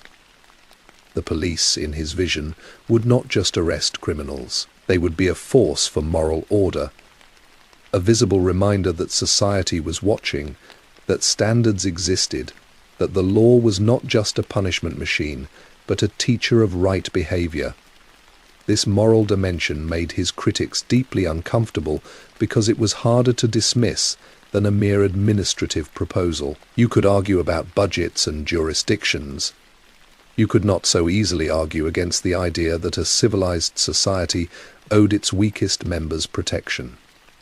Colquhoun explicitly connected the fate of women like Mary Price to the health of the entire social fabric. He argued that a city that allowed its streetwalkers to be murdered without consequence was a city that had lost its moral compass, and a city without a moral compass was heading for chaos. He did not romanticize the women he described. He was too Presbyterian for that, but he insisted on their humanity and on the duty of the state to protect them as it protected any other subject of the crown. This was not a common argument in the 1790s. Prostitutes were sinners, outcasts, dangers to public health and public morals. The idea that the government had a responsibility for their safety was almost absurd on its face. And yet Colquhoun made it, and he made it stick because he tied it to a larger vision of order that appealed to conservatives even as liberals nodded along. The treatise landed in the bookshops and the coffee houses like a stone through a window. It was reviewed, debated, condemned, and praised in equal measure. More importantly, it was read by the men who mattered, the politicians who had been feeling the heat from their constituents, the magistrates who were tired of being blamed for a system they had not designed, the gentlemen who had been discussing the police question at their clubs and getting nowhere. Colquhoun gave them a language for what they had been feeling. He took the scattered outrage over Mary Price and similar cases and crystallized it into a coherent argument. The question was no longer whether something must be done. The question was whether Parliament had the courage to do it. The debates that followed inside the walls of Westminster were among the most revealing in the long and tangled history of English liberty. The question at hand was deceptively simple. Should London have a professional police force? The answers were anything but simple, because every answer dragged behind it centuries of history, and a whole cargo of fears about what government was, and the spectre that haunted every discussion, the name that came up more often than Mary Price or Patrick Colquhoun or any living politician, was France. Across the Channel, the revolution had devoured its children and was busy giving birth to a militarized state that Englishmen watched with horror. The French had police, a lot of them, organized under central command, answering to the government, operating everywhere and seeing everything. To English ears raised on a diet of liberty and suspicion of power. This was not law enforcement. This was tyranny with a badge. The opposition to a new police force did not bother much with practical arguments about cost or efficiency, though those were raised too. The real argument was about freedom. A standing police force was a standing army in waiting, and standing armies were the tool of despots.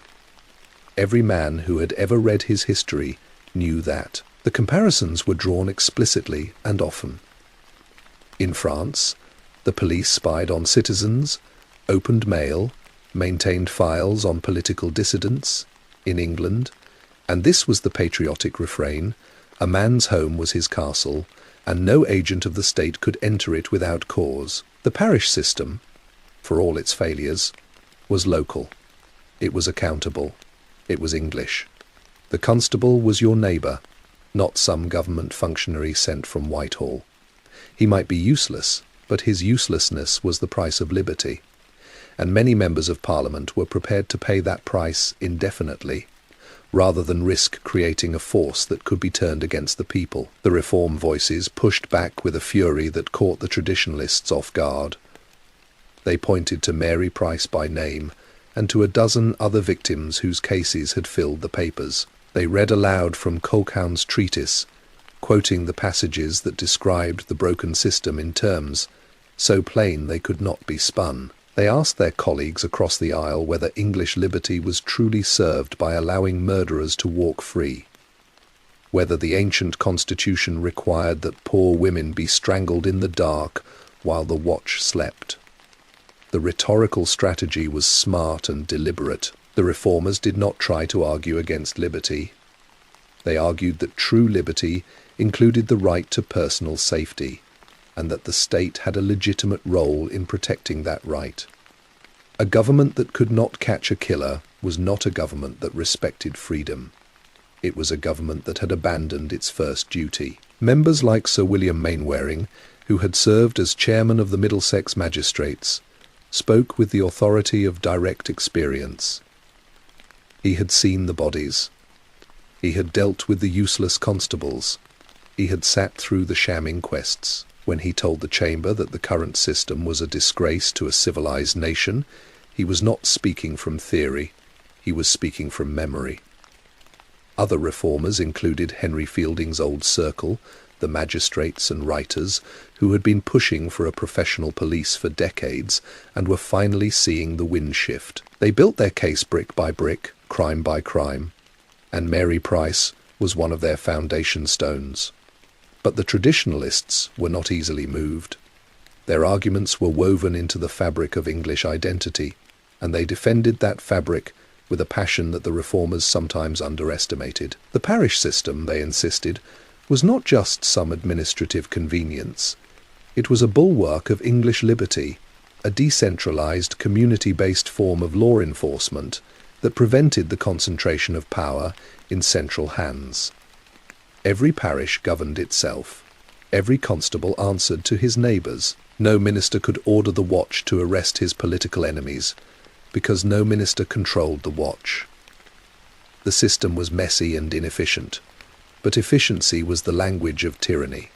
Liberty was messy. Liberty was local. Liberty was worth a few unsolved murders. The argument ran deep in the English psyche. The fear of centralized power had been the engine of every great political struggle from Magna Carta to the Glorious Revolution. The men making this argument were not all cynical defenders of corruption.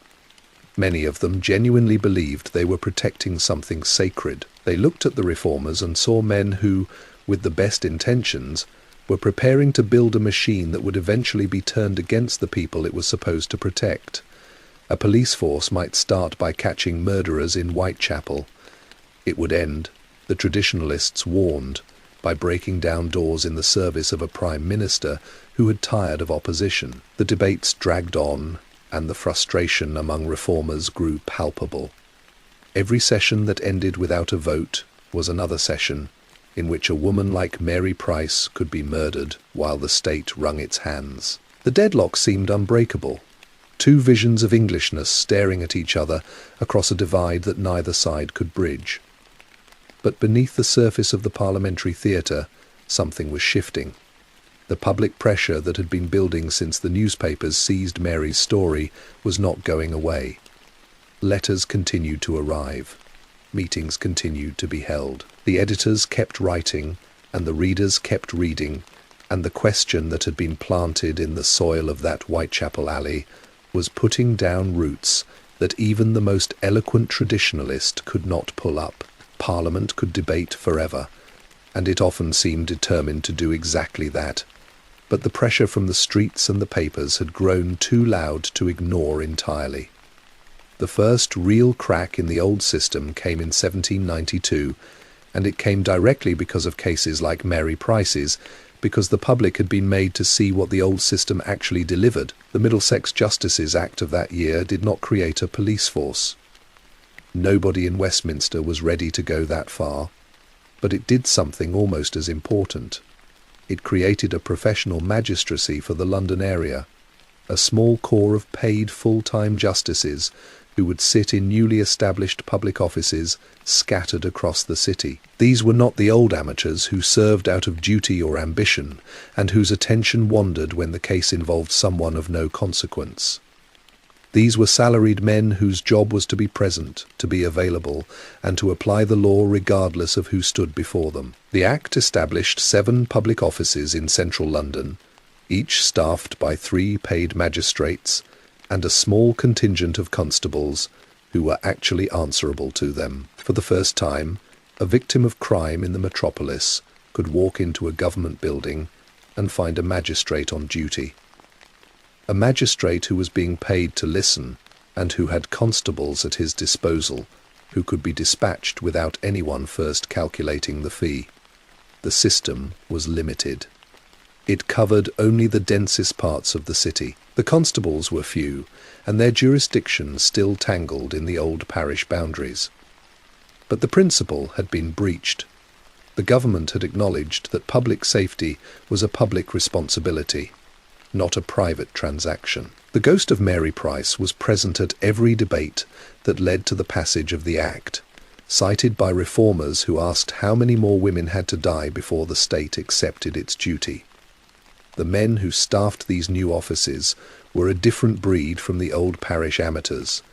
They were lawyers and former magistrates who had proven themselves competent. They kept records, actual records that could be reviewed and audited. They developed procedures that could be replicated.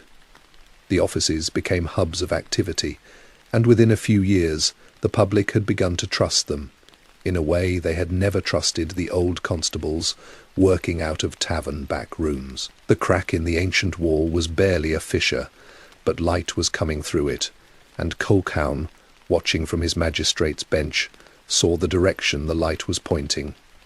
Colquhoun was never a man to rest on a legislative victory, especially not one as partial as the 1792 Act. He had been working on something more concrete, something that would prove his theories in the real world rather than just on the page. The Thames River Police, launched in 1798, was his practical experiment, and it deserves more attention than it usually gets in the history books, because it was, quite simply, the first preventive police force anywhere in the world. The problem it was created to solve was the staggering level of theft on the River Thames.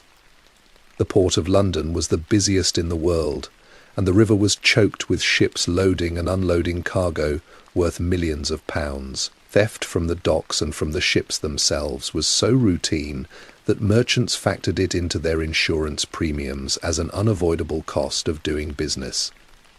Thousands of men, the river pirates and the night plunderers and the gangs of boys who slipped aboard ships at anchor, earned their living by taking whatever was not nailed down. Colquhoun looked at this environment and saw a laboratory for his theories. He convinced the West India merchants, who were bleeding money from the theft, to fund a private police force that would patrol the river and the docks continuously. The men were paid a regular wage, not bounties. They were trained in a simple but consistent set of procedures. They were supervised by a central office that coordinated their movements and collected their intelligence. Their job was not to catch thieves after the fact, but to be so visibly present that theft became impossible. Prevention over reaction, systematic patrol over hue and cry. The model worked so well that within a year the losses from river theft had dropped to a fraction of their previous levels. The merchants, who had been skeptical about paying for something as abstract as security, saw the savings in their ledgers and became instant converts. The Thames River Police was technically a private force, funded by the merchants rather than the state, but it was private only in its funding.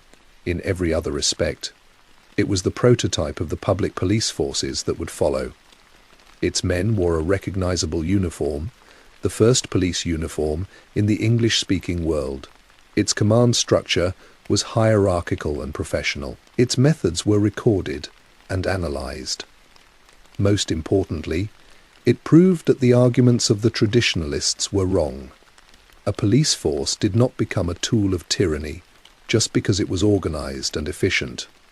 It became a tool of public safety. The men who had warned that a professional police would mean the death of English liberty were refuted not by more arguments, but by the sight of uniformed officers patrolling the docks while the city went about its business undisturbed. The blueprint that Colquhoun and his allies built, first in the pages of the treatise, and then on the wharves and jetties of the Thames, contained all the genetic material of what would become the Metropolitan Police 3 decades later. The principles that guided Robert Peel when he finally pushed through the 1829 Act were not invented in a vacuum. They were inherited, tested, and refined across a generation of reformers who had been radicalized by the spectacle of a system that could not catch a murderer because it was never designed to. The idea that police should be paid professionals, not rotating amateurs. The idea that their jurisdiction should cover an entire metropolitan area, not stop at invisible parish lines. The idea that their primary duty was prevention, walking a beat so visibly that crime was deterred rather than merely punished. The idea that they should be accountable to the law, not to the political winds of the moment. All of this was present in the experiments of the 1790s. Even the famous Peelian principle, the police are the public, and the public are the police. The idea that officers were citizens in uniform, rather than soldiers on the street, can be traced back to the careful way Colquhoun and his contemporaries framed their proposals. They knew the English hatred of standing armies. They knew that any police force perceived as a government militia would be doomed before it began. So they built their model around the idea of the citizen officer, a man drawn from the community, serving the community, distinguishable from the military by his very purpose and method. The unarmed constable, the emphasis on consent, the commitment to transparency.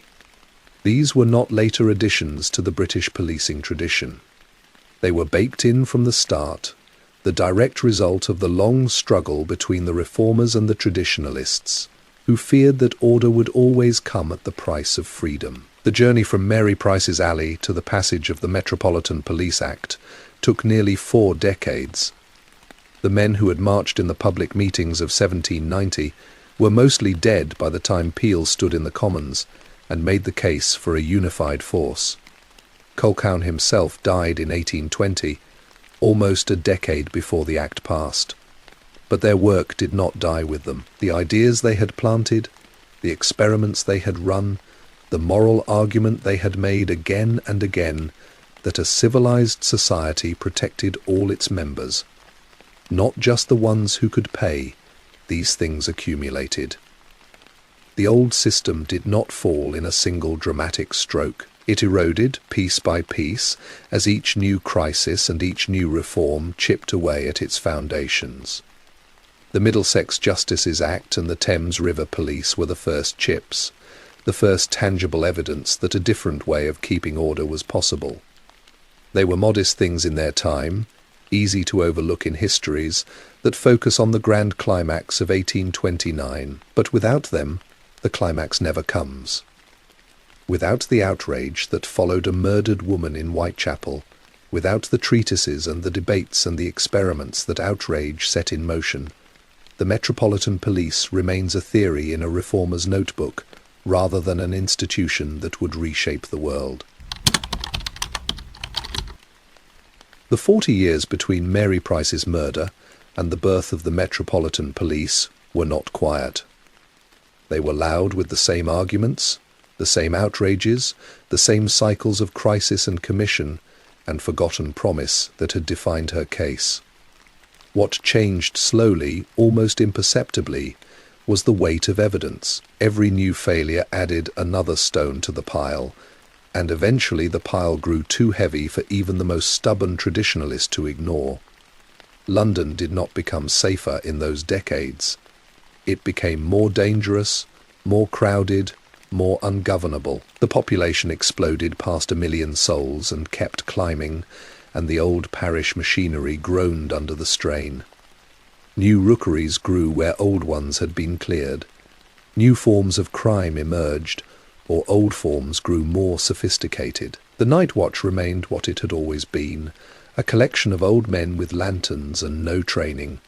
The constables remained rotating amateurs who counted the days until their term expired. The magistrates remained a patchwork of dedicated reformers and corrupt time servers. The reward system remained a marketplace for perjury, and the bodies kept appearing in the alleys, with the same regularity as the rain. Parliament did not sit idle through all of this. It sat in committees. It commissioned reports. It debated bills that went nowhere.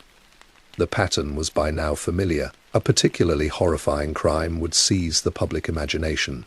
The papers would erupt. The reform voices in Westminster would gather signatures and call for action, and the traditionalists would wheel out the same arguments about liberty and standing armies and the sacred English aversion to continental policing. The bill would stall, the outrage would fade, and the system would roll on unchanged, waiting for the next body to restart the cycle. But the committees were not entirely useless. They were gathering data, publishing findings, building the kind of documentary record that future reformers would need when the political winds finally shifted. The 1812 Committee on the Night Watch produced a report so damning that even its authors seemed surprised by their own conclusions. The 1818 Committee went further, recommending a unified police force for the entire metropolis. The recommendation was ignored, but it was on the record, and records have a way of waiting. Colquhoun's treatise continued to circulate, read by a new generation of politicians who had been children when Mary Price died. The Thames River Police continued to operate successfully, a living demonstration that professional policing worked without turning Englishmen into slaves of the state. The arguments were all in place, tested and polished. What was missing was the political courage to act on them. The courage arrived in the form of Sir Robert Peel, a man whose name would become so attached to the institution he created that people would forget the decades of work that made his achievement possible. Peel became Home Secretary in 1822, and unlike his predecessors, he was willing to spend political capital on the police question. He studied the old committees. He read the statistics.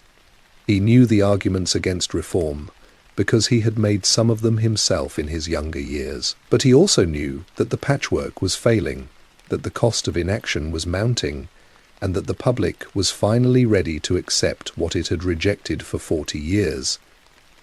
The Metropolitan Police Act passed in 1829, and the force took to the streets later that year. The principles Peel laid out for his new constables are now famous, taught in police academies around the world and quoted in every textbook on British criminal justice.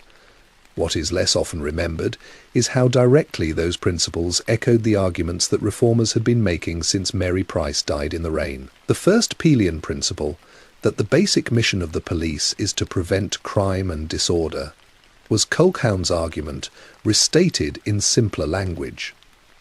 The principle that the ability of police to perform their duties depends upon public approval was the direct answer to 40 years of fear about standing armies. The principle that police are the public and the public are the police was the very English compromise that the old traditionalists had insisted upon, the distinction between a uniformed citizen and a government soldier. The principle that police must use physical force only when persuasion and warning prove insufficient was the repudiation of everything the French model represented, and the principle that the test of police efficiency is the absence of crime and disorder, not the visible evidence of police action, was the philosophy of prevention that the Thames River Police had proved could work. Every one of these ideas had been forged in the long battle between 1790 and 1829, hardened by confrontation, sharpened by debate, and paid for in blood by people whose names never made it into the legislation. And that brings us to the unmentioned catalyst,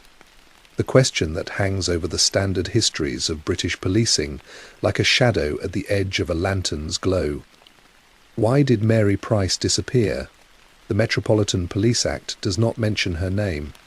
Peel's speeches do not reference her case. The official histories, the ones written by Victorians, who wanted to tell a story of steady progress and enlightened statesmanship, have no room for a murdered prostitute from Whitechapel. History is written by the winners.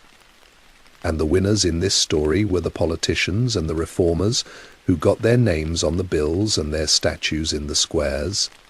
The dead women who made the outrage possible were inconvenient to that narrative. They were messy, unsavoury, embarrassing. They did not fit the image of moral improvement that the Victorians wanted to project. But the evidence is there if you look. The newspaper coverage, the letters, the public meetings, the timing of the 1792 Act, passed so soon after the press made Mary Price a household name that the connection is hard to dismiss. The way Colquhoun used her case and cases like hers as the raw material for his arguments. The way the early reformers in Parliament cited the failure to protect the vulnerable as their most powerful rhetorical weapon. Mary Price was not a footnote. She was part of the foundation. The story of modern policing cannot honestly be told without her. And if this documentary does nothing else, I hope it restores her to the place in the timeline that the official histories denied her. Not as a statistic, not as a nameless victim, but as a woman whose death mattered in ways that no one standing in that rainy alley could possibly have imagined. The legacy of those Pelian principles stretches far beyond the streets of Victorian London. They are still with us today, embedded in the DNA of every police force that claims to serve rather than rule, and the question of what policing by consent actually means is something we are still arguing about 2 centuries later. The idea itself is deceptively simple. The police are not a force imposed on the public from above. They are members of the public, drawn from the community, exercising powers that the community has consented to give them. Their authority flows not from the gun on the hip or the badge on the chest, but from the trust of the people they serve. When that trust is present, the job is. When that trust is broken, the job becomes something else entirely, something closer to the occupation that the old traditionalists feared. Every modern debate about policing returns eventually to this principle. The questions that fill our news feeds and our political arguments are the grandchildren of the questions that were first asked in the coffee houses of 1790. What happens when the police make mistakes and refuse to admit them? How much power is too much power? What does accountability actually look like in practice? The Pelian principles provide a framework, but a framework is not a machine that runs itself. It requires maintenance, attention, and a constant willingness to ask whether the reality on the ground matches the ideal. The reformers who argued with the traditionalists across the aisle of the Commons would recognize our arguments because they had them themselves.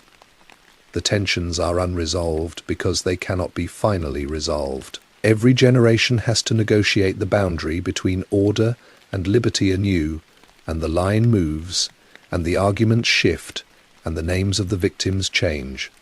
But the underlying question remains stubbornly the same.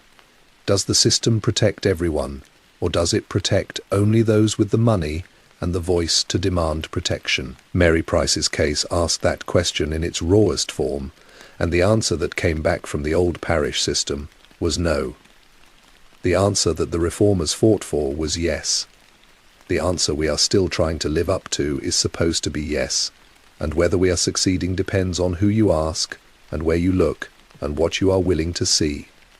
So let me take you back to that alley one last time. The rain is still falling in my mind.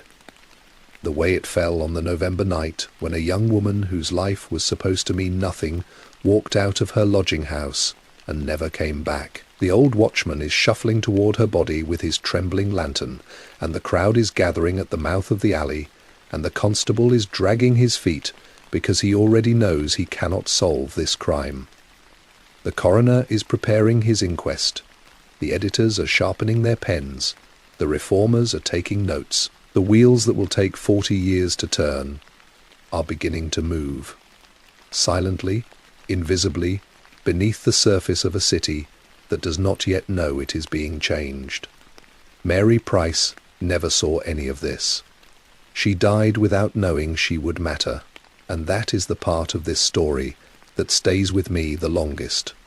She was not a reformer. She was trying to survive until morning. Same as every other woman working her stretch of pavement. Same as every poor soul in every city in every century who has ever been told that their life is worth less than the coins in a gentleman's pocket. And yet her death became a thread in a rope that pulled a new institution into existence. An institution that would spread across England and then across the world, shaping how billions of people experience the idea of safety and the reality of law. That is not a justification. It is not a happy ending. It is not the universe balancing some cosmic ledger. It is just what happened. A murder that should have been forgotten was not forgotten, and the outrage it sparked outlived the woman whose name it carried. History does not move only through the actions of the great and the powerful. Sometimes it moves because an anonymous person dies in the wrong place at the right time, and the world, for reasons it can barely explain, decides to pay attention. The birth of modern policing began not in a palace or a parliament chamber, but in a forgotten alley with a woman the world had already dismissed as worthless. The rain washed away her blood, but not her impact. That remains. That endures. That is still unfolding. 2 centuries later, in every street where an officer walks a beat, and every community that asks whether the system is keeping its promise. The rain falls on all of us. The question is what we choose to notice while it falls. She stepped out of the lodging house and into the rain without a backward glance, the way people do when the place they are leaving holds nothing worth a second look. The door closed behind her, and the street swallowed her whole, a narrow channel of mud and shadow between leaning buildings that had seen 1,000 women make this same walk on 1,000 wet nights. She pulled her shawl tighter, not for warmth so much as for the small comfort of having something to hold, and her feet found their way automatically through the dark because she had walked this route so many times she could have done it blind. The rain streaked her face and plastered her hair to her forehead. A carriage rumbled past and splashed her dress with gutter water. She kept walking. She passed the chandler's shop with its single candle still burning in the window, the only light on a street that the parish had never bothered to lamp. She passed the mouth of a court where 2 figures huddled in a doorway, and she did not slow because slowing meant inviting conversation, and conversation with strangers was a gamble she was not required to take. She was thinking about morning, whether she would have enough for a hot breakfast, whether the rain would keep the customers away or drive them toward her because miserable men sought comfort. She was not thinking about history. She was not thinking about legacy. She was thinking about the practical arithmetic of staying alive one more day.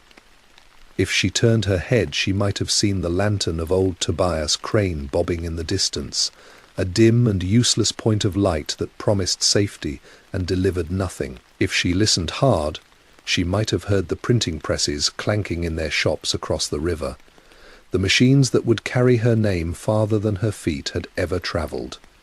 But she did not turn her head. She did not listen. She walked because walking was her job, and the night was young, and somewhere in the wet labyrinth ahead of her was a man whose face she did not yet know, and a moment that would outlast every wall and street lamp and institution that the great city had built to convince itself it was civilized. She walked the way all the forgotten walk, head down, eyes forward, asking nothing of the world but a little more time. And the world, which had never been kind to her, was about to use her death to change itself forever. The birth of modern policing began not in a palace, and not in the chambers of Parliament, but in a forgotten alley with a woman the world had already decided was worthless. That fact should unsettle us. It means the system had to be shamed into doing its job. It means justice required a body in the mud before anyone with power would look up from their ledgers and their speeches and their comfortable routines. We carry that legacy whether we acknowledge it or not. Every officer on every beat is walking in the shadow of what happened to Mary Price. Every call for reform is an echo of the arguments that her death ignited. The question she left us is the same one the rain asked as it fell on her that night. Who deserves protection, and what are we willing to do to deliver it, and how many more forgotten alleys are we prepared to walk past before we finally answer?